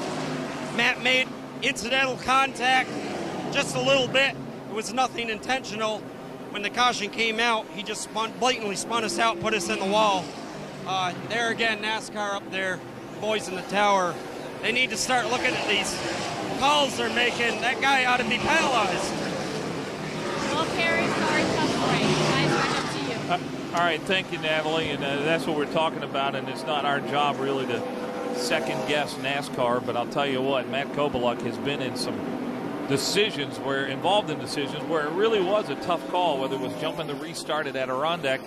And I understand there that he changed the undamaged tires first on that car, since he still had those yet to go, and that was what was unapproved, and then they went around and changed the damaged car. So, oh well, whatever it is Matt Kobaluk's no longer competitive in the race, but these guys are Jeffrey Earnhardt and Jesus Hernandez, and that's Earnhardt in the number 1 who's going to pass him for 3rd place.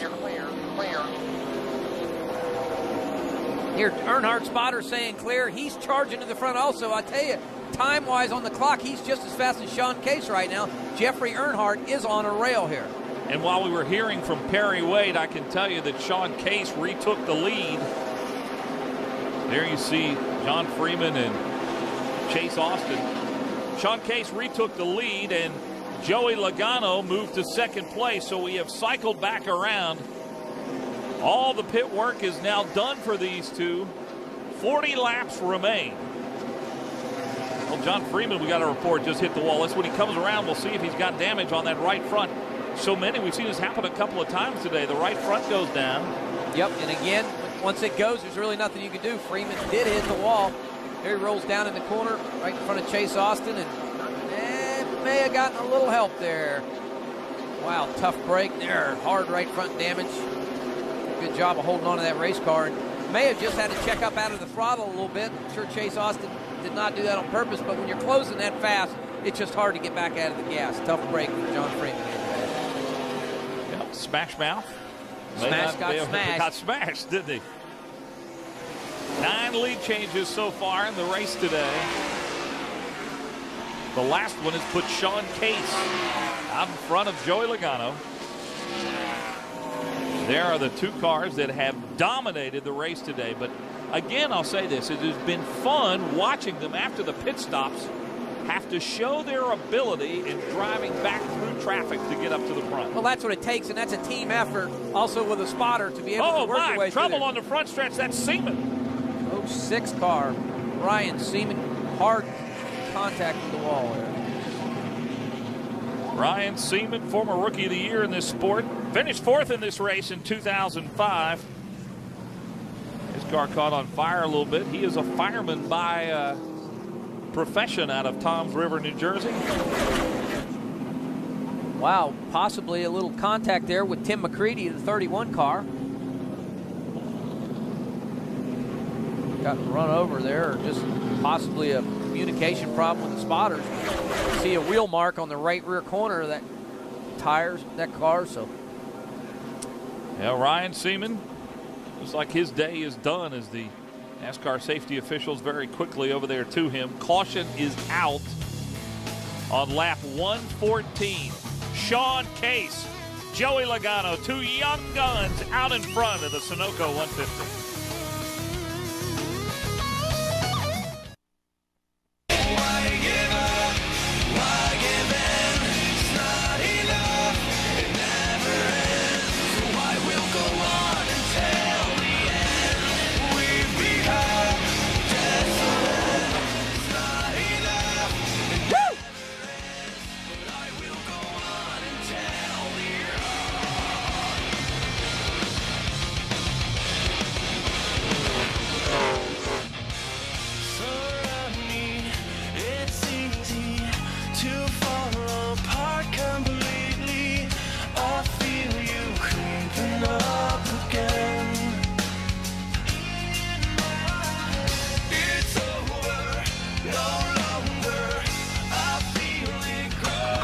Kobaluk, he started with good luck, as we saw in that video, and then he has gone to no luck, and that has happened again today. Kind of fit with that Breaking Benjamin music. Like Breaking Benjamin. Good stuff, good stuff. And you know, he's got to stay out there.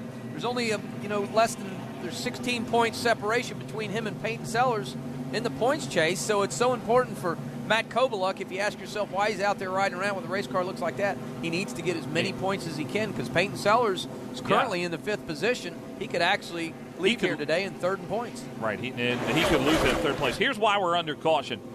McCready and Seaman get together, and Seaman smashed that inside retaining wall and really dropped a lot of debris on this front stretch here that has not been cleaned up yet by any stretch. And they're going to have to tow his car away. But the cleanup continues, and it looks like Ryan Seaman is okay, but he left quite a mess out here. Another look at it earlier on. See Ryan Seaman just loose up off the corner. He did that all by himself. So, but you know, Dan, that's easy. When you don't have a lot of experience, that's not hard to do coming off of that corner. No, and once you lose the race car, you got to stay in the gas pedal and try and straighten the race car up. And unfortunately, did not have enough grip on that right rear, not enough rubber down on that racetrack to be able to save that race car. Tough break for him. And you're carrying a ton of speed off that race car, off that corner, 140 mile an hour or so plus, and it's just a fast racetrack. And when a car snatches loose like that as a driver, there's not much you can do. We were talking about the points a moment ago, and Joey Logano has won the championship, as you see Seaman's car being towed off. But for 2nd place, Sean Case came in with the lead, and if it ended right now, he would finish 2nd in the points because he is leading this race. Matt Kovaluk 32 points behind, Peyton Sellers 48 points behind. And the way it stands now, with Kovaluk having all this problem, Kovaluk could finish 4th in the points. Peyton Sellers and his one-car operation could come home with a 3rd place finish for the season, and that would be awfully strong for that Sellers group out of Danville, Virginia. That would. That'd be like a victory for Peyton Sellers to come here and come out of here top 3 in points in this series, especially the up-and-down roller coaster ride he's had. Hats off to that team, that whole entire crew, and Peyton for using his head here today and hopefully getting through this race. But we still got 33 laps left. And I think we got a lot of action left in this race before the day is over. They've got the jet blower out, blowing all that debris off. Sean, Dan Partis, Mike Hogwood in the HDNet booth. You copy? What's up, Mike? What you say, bud? Looks like your car's been real good and not made a whole lot of adjustments to it. You think you got it, what it takes here to make it through these last 32 laps? Yeah, it seems like me, Joey, and Jeffrey get the class of the field right now. We got a great car. Casella Waits, number 44, has been awesome the whole race. My guys have done a great job in the pits to put me in position where I'm at right now. We made a couple of changes. We were a little bit tight at the beginning of the race in the center. We're pretty good right now, but I think Jeffrey's the car to beat. So we'll hold them off the best we can and see if we get a top 3 finish. Got that. How about the racetrack? Does it seem to be changing as the sun goes down, getting a little cooler? It tightens up a little bit from center off. We seem to be hurting a little bit on forward bite, but overall the car is pretty balanced, and we'll see if we get a shot at it here.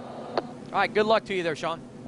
Very interesting what Sean Case had to say, and the fact that Jeffrey Earnhardt, who will restart 3rd, is what he feels the strongest car out there. And remember what's happened to Jeffrey on the restarts. The last 4 restarts, he has lost a minimum of 4 positions on the first lap of the restart. Well, he's got to be up on the wheel here now. He's got to figure out where his issue is on the restart. Unless it's a mechanical issue, you know, there's really nothing he can do about it. But we talked about Jeffrey Earnhardt before that caution. He was one of the fastest cars on the racetrack. So I believe that if he sets sail and gets his rhythm, gets back in the rhythm, he could win this race here today. Well, Inside MMA is your opportunity to step inside the world of mixed martial arts and find out what it takes to be a champion. Tonight, Inside MMA goes on the road to Las Vegas, where host Boss Rutan and Kenny Rice provide news, highlights, expert analysis. It's at 9:30 Eastern, 6:30 Pacific, right here on HDNet, Inside MMA. Here at Dover, Mike Hogwood, Dan Partis, and Natalie Taylor. Let's go down to Natalie. Hey, remember earlier in the show when I was telling you that Jeffrey Earnhardt was listening to Sean Case's advice about Dover? Well, guess what? It's happening again on this restart.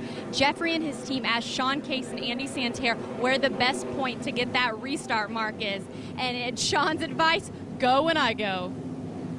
Well, that's good advice. When he fires, he needs to put his bumper right up on the back of Sean's Cases and just not get into him, but he needs to fire at the same time. That Santerre team, they are awfully generous. They are good on the racetrack, but they share a lot of information. They shared a motor with Tim Andrews, and now they're sharing some advice on a restart with Jeffrey Earnhardt, who will be right behind Sean Case. It'll be Case and Logano on row 1. It will be Earnhardt and Jesus Hernandez on row 2, and then watch out for Peyton Sellers. Still there, still there outside. Clear behind him if you want it. All clear. Well, Jeffrey Earnhardt did the right thing that time. He stayed right sucked up, not let them guys get around him, so that was a good restart by the one car, Jeffrey Earnhardt. Yeah, that was his best restart of the entire afternoon for Jeffrey Earnhardt in the one car. Joey Logano showed a lot of streak to that restart as well. Peyton Sellers has moved up to 4th, and I really believe right now in the top 4 positions, you have the top 4 race cars in this event. And Joey Logano, Sean Case, Jeffrey Earnhardt, and Peyton Sellers. I agree with you totally, Mike. These cars have been dominant all day when they've had to come from the back. They've worked their way through. They're able to run on the bottom of the racetrack, in the middle, up on the high groove, and that's so important here at Dover to be able to pass cars up in that second groove because you're carrying so much speed through these corners. You don't get slowed down too much when you catch lap traffic. Logano now has opened up a couple of car links on Sean Case. The car worth mentioning is Eddie McDonald. He's only run a few races this year in the series, but he does have a win. He won at Stafford, and right now is running 5th.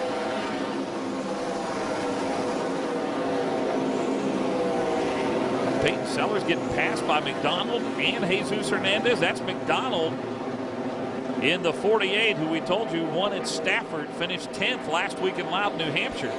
Boy, and Peyton Sellers has fallen off the pace just a little bit. Hernandez now getting by him.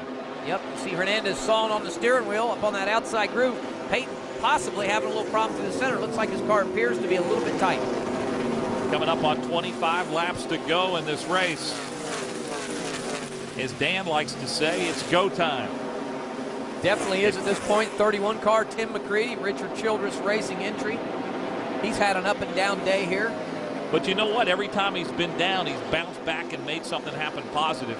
And if you're a car owner looking for a driver, that's the kind of thing you look for. A guy who has some adversity, but then he gets himself up on the wheel and makes something happen. Well, I think that's what Richard sees in Tim McCready. Started 21st here today, drove his way up into the top 5, had to go to the back, came back through the field, so his day's been back and forth. But you know what? He's kept his hat on, he's kept his confidence up, and he's taken care of his race car. Solid top 10 run today for McCready. I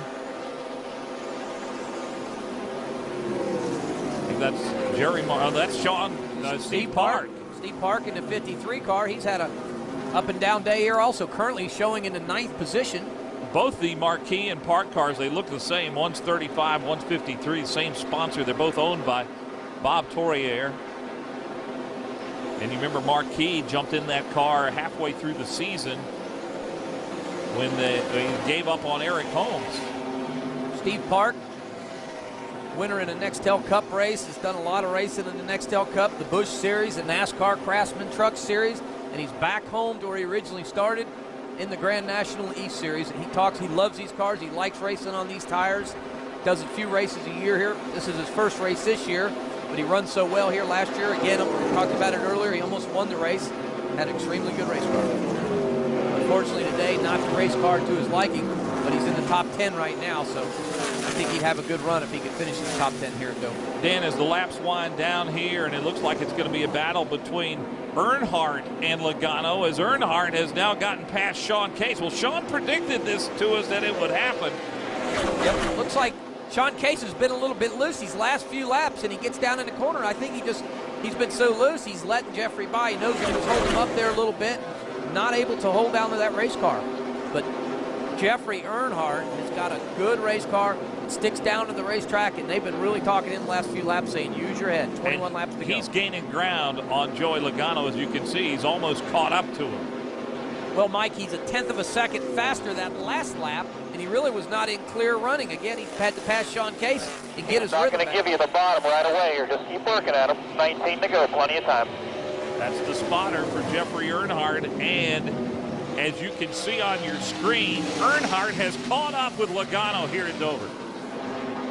This is going to be a great battle for the lead between the youngster, the grandson of the late Dale Earnhardt, son of Kerry Earnhardt. And Jeffrey Earnhardt in his rookie season, really the only experience he had been racing local racing at Motor Mile in Virginia. Talked about Clint Graham, the crew chief on this car. They came and tested here about 3 weeks ago and was real happy. This is the same car that Dale Earnhardt Jr. drove in the All-Star race at Charlotte this year. So it's a good race car. It was one of the cars he drove, and they let him borrow it and said, yeah, take it down there, see what you can do with it. Man, it's really performing well here today. You know, with the car of tomorrow coming into being in all the races, as this series goes forward, we're going to see a lot of really good race cars with a lot of neat history in this series. Yes, we are. It's going to be a lot of equipment out there, a lot of good equipment, too. Them cars really, you can only use them for ARCA car or Grand National car, Hooters Cup car. So not a whole lot of places for them to go, and a whole lot of race cars out there once they phase that car of tomorrow in totally in the NASCAR Nextel Cup Series. Under 20 laps to go. Chase Austin putting the move on Peyton Sellers. But the story up front, can Jeffrey Earnhardt catch up with Joey Logano? Logano has already clinched the championship. And as these laps wind down, Dan, I know you and join me in congratulating Mike David, who won the West Series championship after they wrapped up last week at Altamont. Yep, exactly. Just a congratulations to that whole team for such a stellar performance. And hats off to them and good luck to them in 2008. And we know who's won here, Joey Logano, but the story of who's going to win this race is very much in doubt. Sean Case told you he thought that Earnhardt had the fastest car. Hey, in the top 5, who's the old man in the top 5? All these young kids? Well, it's Eddie McDonald, 27 years old. Oldest guy in the top 5. That's something, ain't it? I mean, if you were in the 20s before, years ago, racing at a NASCAR top professional level, you would be young. Well, the two leaders, neither one of them is 18. Those 17 years old. Joey Logano was asking me how celebration plans were going. He said, yep, we're going out and have a couple of Cokes. There's going to be a caution out of car. Is Joey McDonald. Not Joey McDonald, Eddie McDonald, who we were just talking about. And he yellows out, and that's going to be, how about this restart coming up? Now you've got Jeffrey Earnhardt, who has not been good on restarts today. I think you and I would both admit that. Going to start alongside Logano with just a few laps remaining. This might be the most important restart of his young career coming up right here. Well, you're exactly right. Joey Logano knows he has a little problems on the restart, but Jeffrey Earnhardt had an extremely well restart. Here's a spotter. Joey Logano's spotter talking to him. Saying, you know what you're doing. Just protect that corner. So important. Clinton Cram and the Earnhardt team. Get up on the wheel and restart here. Don't give anybody anything here. We got to save what we got. Gain some. Let's 10 laps here. Jeffrey Earnhardt spotter telling him, do what you do the best. Son of Kerry Earnhardt. You know, if I'm not mistaken, that was Kerry Earnhardt that was on the radio there. It kind of sounded like it. Sure did. It really did. Didn't see Kerry here today, but. Well, he usually shows up, believe me, with the sun running and running so well. Yep, there's Kerry right there. That was Kerry talking to him a moment ago. A little nervous, I'm sure. And I'm jumping all the way out again, just batting it again, trying to get it to turn, and I'm even clipping the apron to get it to turn. So it's tight when I'm behind him. It's arrow tight. All right, well, the restart, you're not going to be behind him. Keep that in mind. Telling him double file restart here, so a little different deal, huh, Mike? You and I have had a chance to talk with Jeffrey, and he's a very unassuming young man. He's very quiet, very soft-spoken. Boy, does he remind you of somebody walking around out there. Yeah, lots of late granddad. I mean, to walk across the garage area. Lots of similarities there. Mannerisms. Just like his dad, Kerry Earnhardt. Well, coming up on 10 laps to go, so this is going to be some shootout here. Looking to see if they've about got things cleaned up, and yeah, that's Kerry Earnhardt. Well, Clinton Cram's got to be sweating it out too, and Natalie's down there in the Earnhardt pits. Natalie? Exactly. Well, you heard Carrie coaching Jeffrey. It's because I got Clinton down here with me. So Joey Logano has been the guy to beat all year and been the guy to beat this race. Does Jeffrey have what it takes? Yeah, definitely Jeffrey does have what it takes. This is kind of a new position for him to be up here wrestling around with these guys, but he's pumped up right now.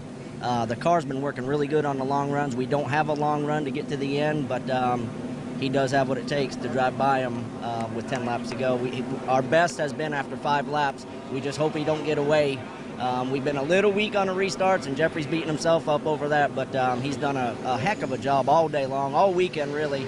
And we'll let this loud guy go by here, and we just, got our fingers crossed, and it's up to him now. All right. Well, you can tell Clinton's trying to watch the race. So, Mike, why don't you I was going to say, Natalie, let him go. We're about ready to go green here in about half a lap.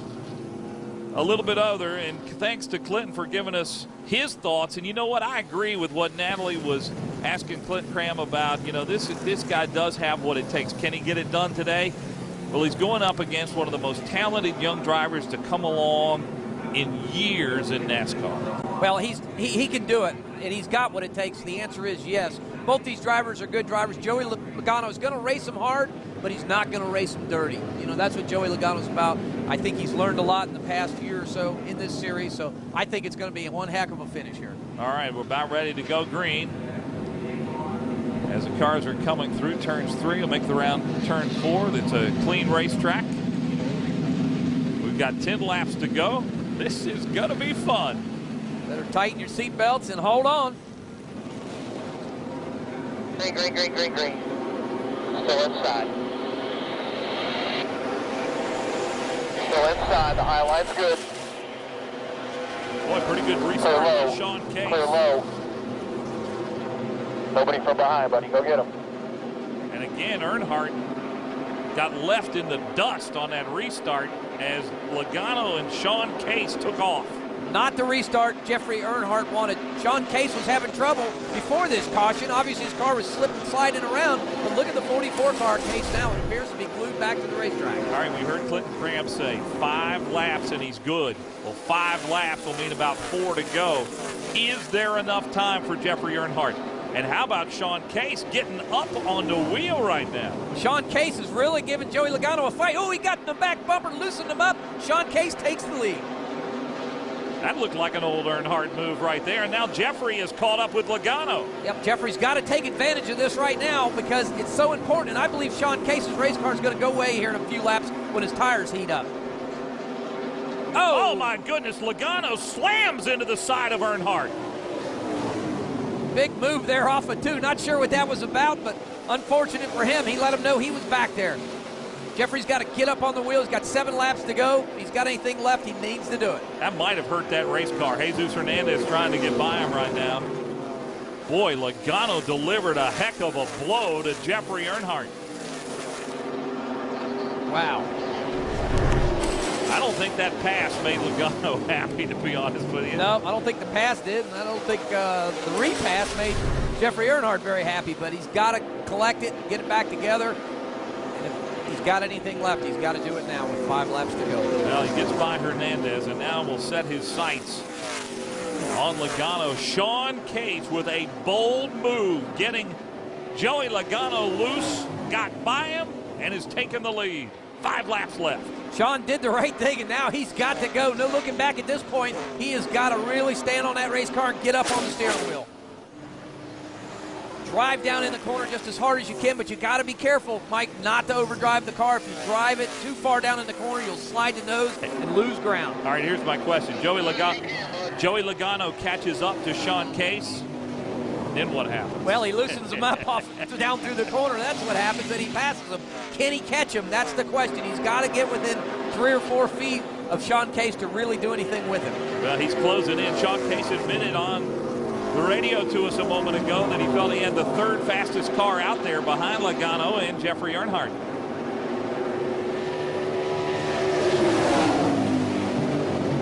Right down to the bottom, these guys as drivers, you got to hit your marks. You got to be so consistent at this point in the race, especially when you got a car on you. And be careful not to overdrive the corner, but you got to get every little inch out of that race car that you can. Use every bit of racetrack up as you can just to make that laps as fast as you can, because if you slow down one lap, Joey Logano catches him, he'll really loosen him up and make it real hard for Sean Case to hold on to through the corner.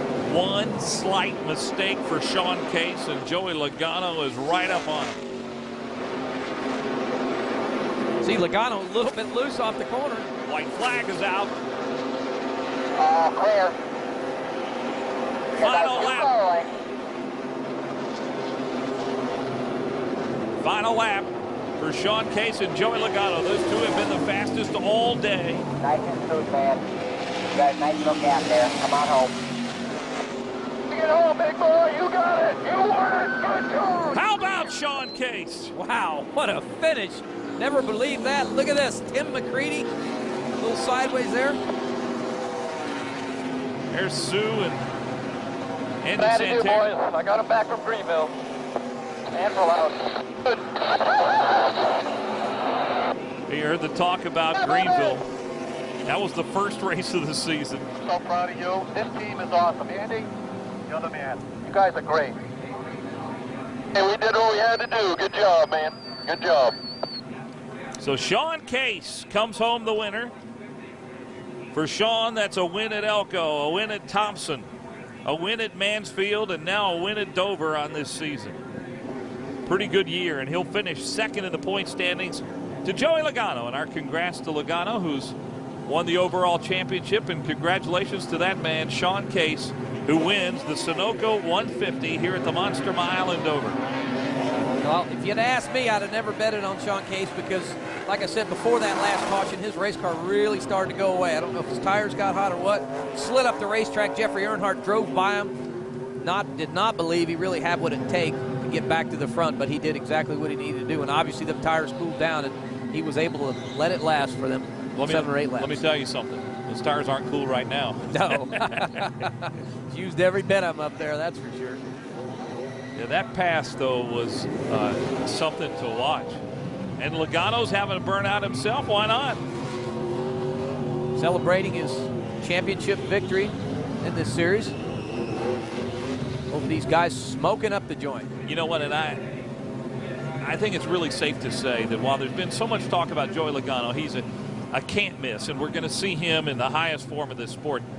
Sean Case, in all probability, will move on from the Busch East Series this year, and we certainly wish him luck in his racing future, but I really think you're going to be hearing a lot about him going forward too. Well, I think you will. He's a very mature young race car driver. He's got a lot of skill, a lot of talent, has learned a lot in this series, and that's what's so important. And also Joey Logano, can't say enough about that youngster also. Celebrating that. How you like that? 17 years old, you're a rookie, and you come out and you win the NASCAR Grand National Busch East Series Championship. Not bad. Lots of celebration here today. Got a championship victory by Joey Logano, and Sean Case wins the race. What a day. And for Sean Case, it's be the second year in a row that he's finished second in points, and that after a season when he was the Rookie of the Year in this NASCAR Busch East Series. Well, one thing, with all the burnouts, there's a ton of smoke on this front straightaway. The Monster Mile is a-smoking at this point.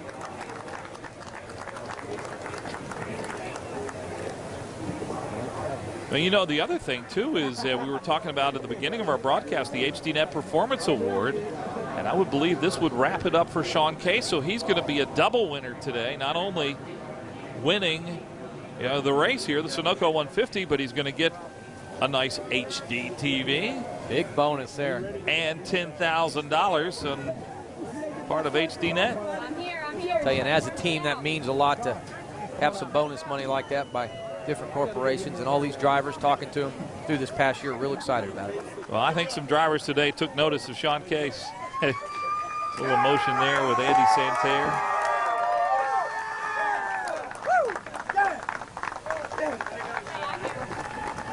And there's Natalie Taylor. Let's go down to Natalie. Well, it is definitely all hugs today in Victory Lane, and there's some tears shed as well. Sean, I can tell you're just trembling. What an exciting race. You thought you had the third fastest car, but man, you dominated in practice, and here you are in Victory Lane. I tell you what, I think we did have the third fastest car. You got to do what you got to do. I did a little short track racing on Dover Speedway, so I'm really happy for my sponsor, Casella. They've been huge support for me the past couple years. Way to wrap up the season, finish second in points, wrapped up the HDNet award, so thank you HDNet for all the coverage this year. All my sponsors, EJP, Casella Weight Systems. I don't know what to say. I'm really speechless right now. I never thought I'd ever win this place. Last year it was so tough for me. I did that race for Harvick and ended up wrecking, and I even wrecked in this race too, so definitely a big confidence booster for me. Well, those last 3 laps, I mean, you couldn't make any mistakes because Joey was right on your tail. What was going through your head? Yeah, I'm still trying to catch my breath because I wasn't breathing those last few laps. I knew if he got to me, he'd give me the bumper like I gave to him.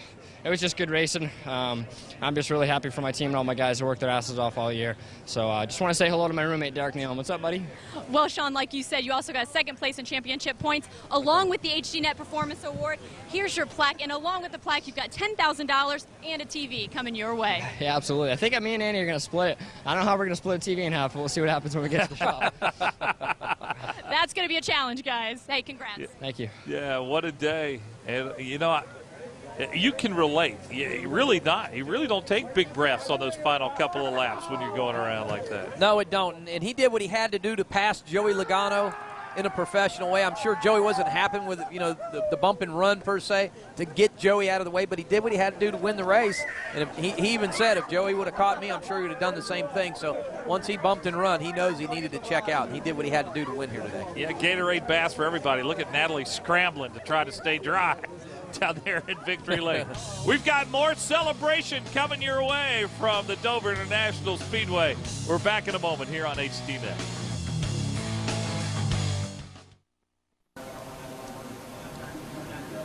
Well, the winner here is Sean Case in the Sunoco 150. Joey Logano had a great run, as we'll take a look now at the unofficial results. Kerry Earnhardt will come home third.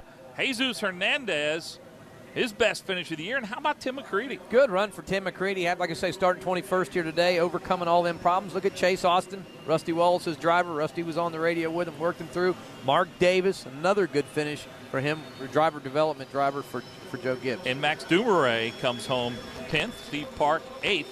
Well, it's now time to crown the champion, so let's head down to Natalie Taylor. Well, I think the term Rookie of the Year is definitely understated. This Rookie of the Year also is taking the championship points. Joey, did you ever think you would come into a division and be the champion? Well, I mean, it definitely was one of our goals this year, and be able to get it was awesome. I mean, if it wasn't for this Joe Gibbs-driven racing on the team, wouldn't be here right now. I mean, this team is tremendous. Pit stops, getting the car ready. Sid, my crew chief, he's unbelievable. It's just a dream year. Well, everyone wants to know, is Joey Logano the real deal? I think this is definitely the way to prove it. Yeah, I hope so. I mean, we tried real hard this year and had a real good year, so I really couldn't ask for anything else. Well, one of the characteristics of Joey Logano is he's always smiling, and guys, you can tell he's definitely smiling. And another reason we're going to go ahead and get him the trophy here, we've got the president of NASCAR coming up, Mike Helton. Mike, go ahead and present Joey Logano, the series champion. Congratulations. I suspect we're going to see a lot of these in your hands over the course of your career. At least we would hope so. NASCAR's really proud of you. Congratulations to you and Joe Gibbs Racing, JD, and all the bunch for an outstanding season.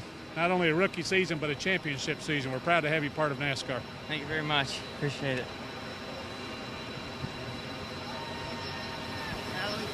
That's the first time I ever seen him speechless. Yep. A lot of meaning there to have Mike Hilton, the president of NASCAR, present you with a trophy. You just don't realize. I'm sure he'll wake up tomorrow and say, man, did that really happen? Well, Dan, before we go, this is our final broadcast of the year. We hope to be back next season with more Grand National Racing on HDNet. I want to tell you what a pleasure it's been working with you. I learn a lot every race, and I know our fans at home do too, from your expertise about racing. It's been a true joy this year. Well, I think we've had a good time, and all the guys at HDNet, all the support crew, the camera guys, and everybody that does what they do, it's a big, big accomplishment to come here and set all this equipment up and get it done. And my hats are off to all of them because you guys are the ones that make it happen. Mike, it's been a pleasure working with you. Fun. Natalie Taylor down in the pits, and hope we can do many, many more years of this. Well, I agree with you. And the direction these series are taking, where you've got some veterans, get all the young developmental drivers, I think it's a great mix, and it's a great plan that NASCAR has. Well, this series has come a long way this year. Well, you've been watching NASCAR Grand National Division Racing here on HDNet, and we want to thank a lot of people. And that starts with our director. Our next telecast, soccer is New England and New York. Our director Hanklina. They call him Hankalicious now for some reason. And our producer, David Butler. David, thanks for putting up with all of us all season long. Engineering, Dan Neighbors and Ed Martinez. Our production manager, Mike Hurd. Also our graphics, ML Freitag. Thanks to all the guys in tape, including Kenny Allen. Benito Altavella, you're great on audio every week. And our A2 here, Grizz, Ian Leaf, thanks for making things so comfortable for us here in the booth. Once again, the winner from here in Dover is Sean Case. Joey Logano is the champion. Our congratulations to all of them. From our broadcast partners, Dan Partis and Natalie Taylor, I'm Mike Hogwood. Thanks for joining with us. We hope to have you with more racing here on HDNet next spring. So long, everybody.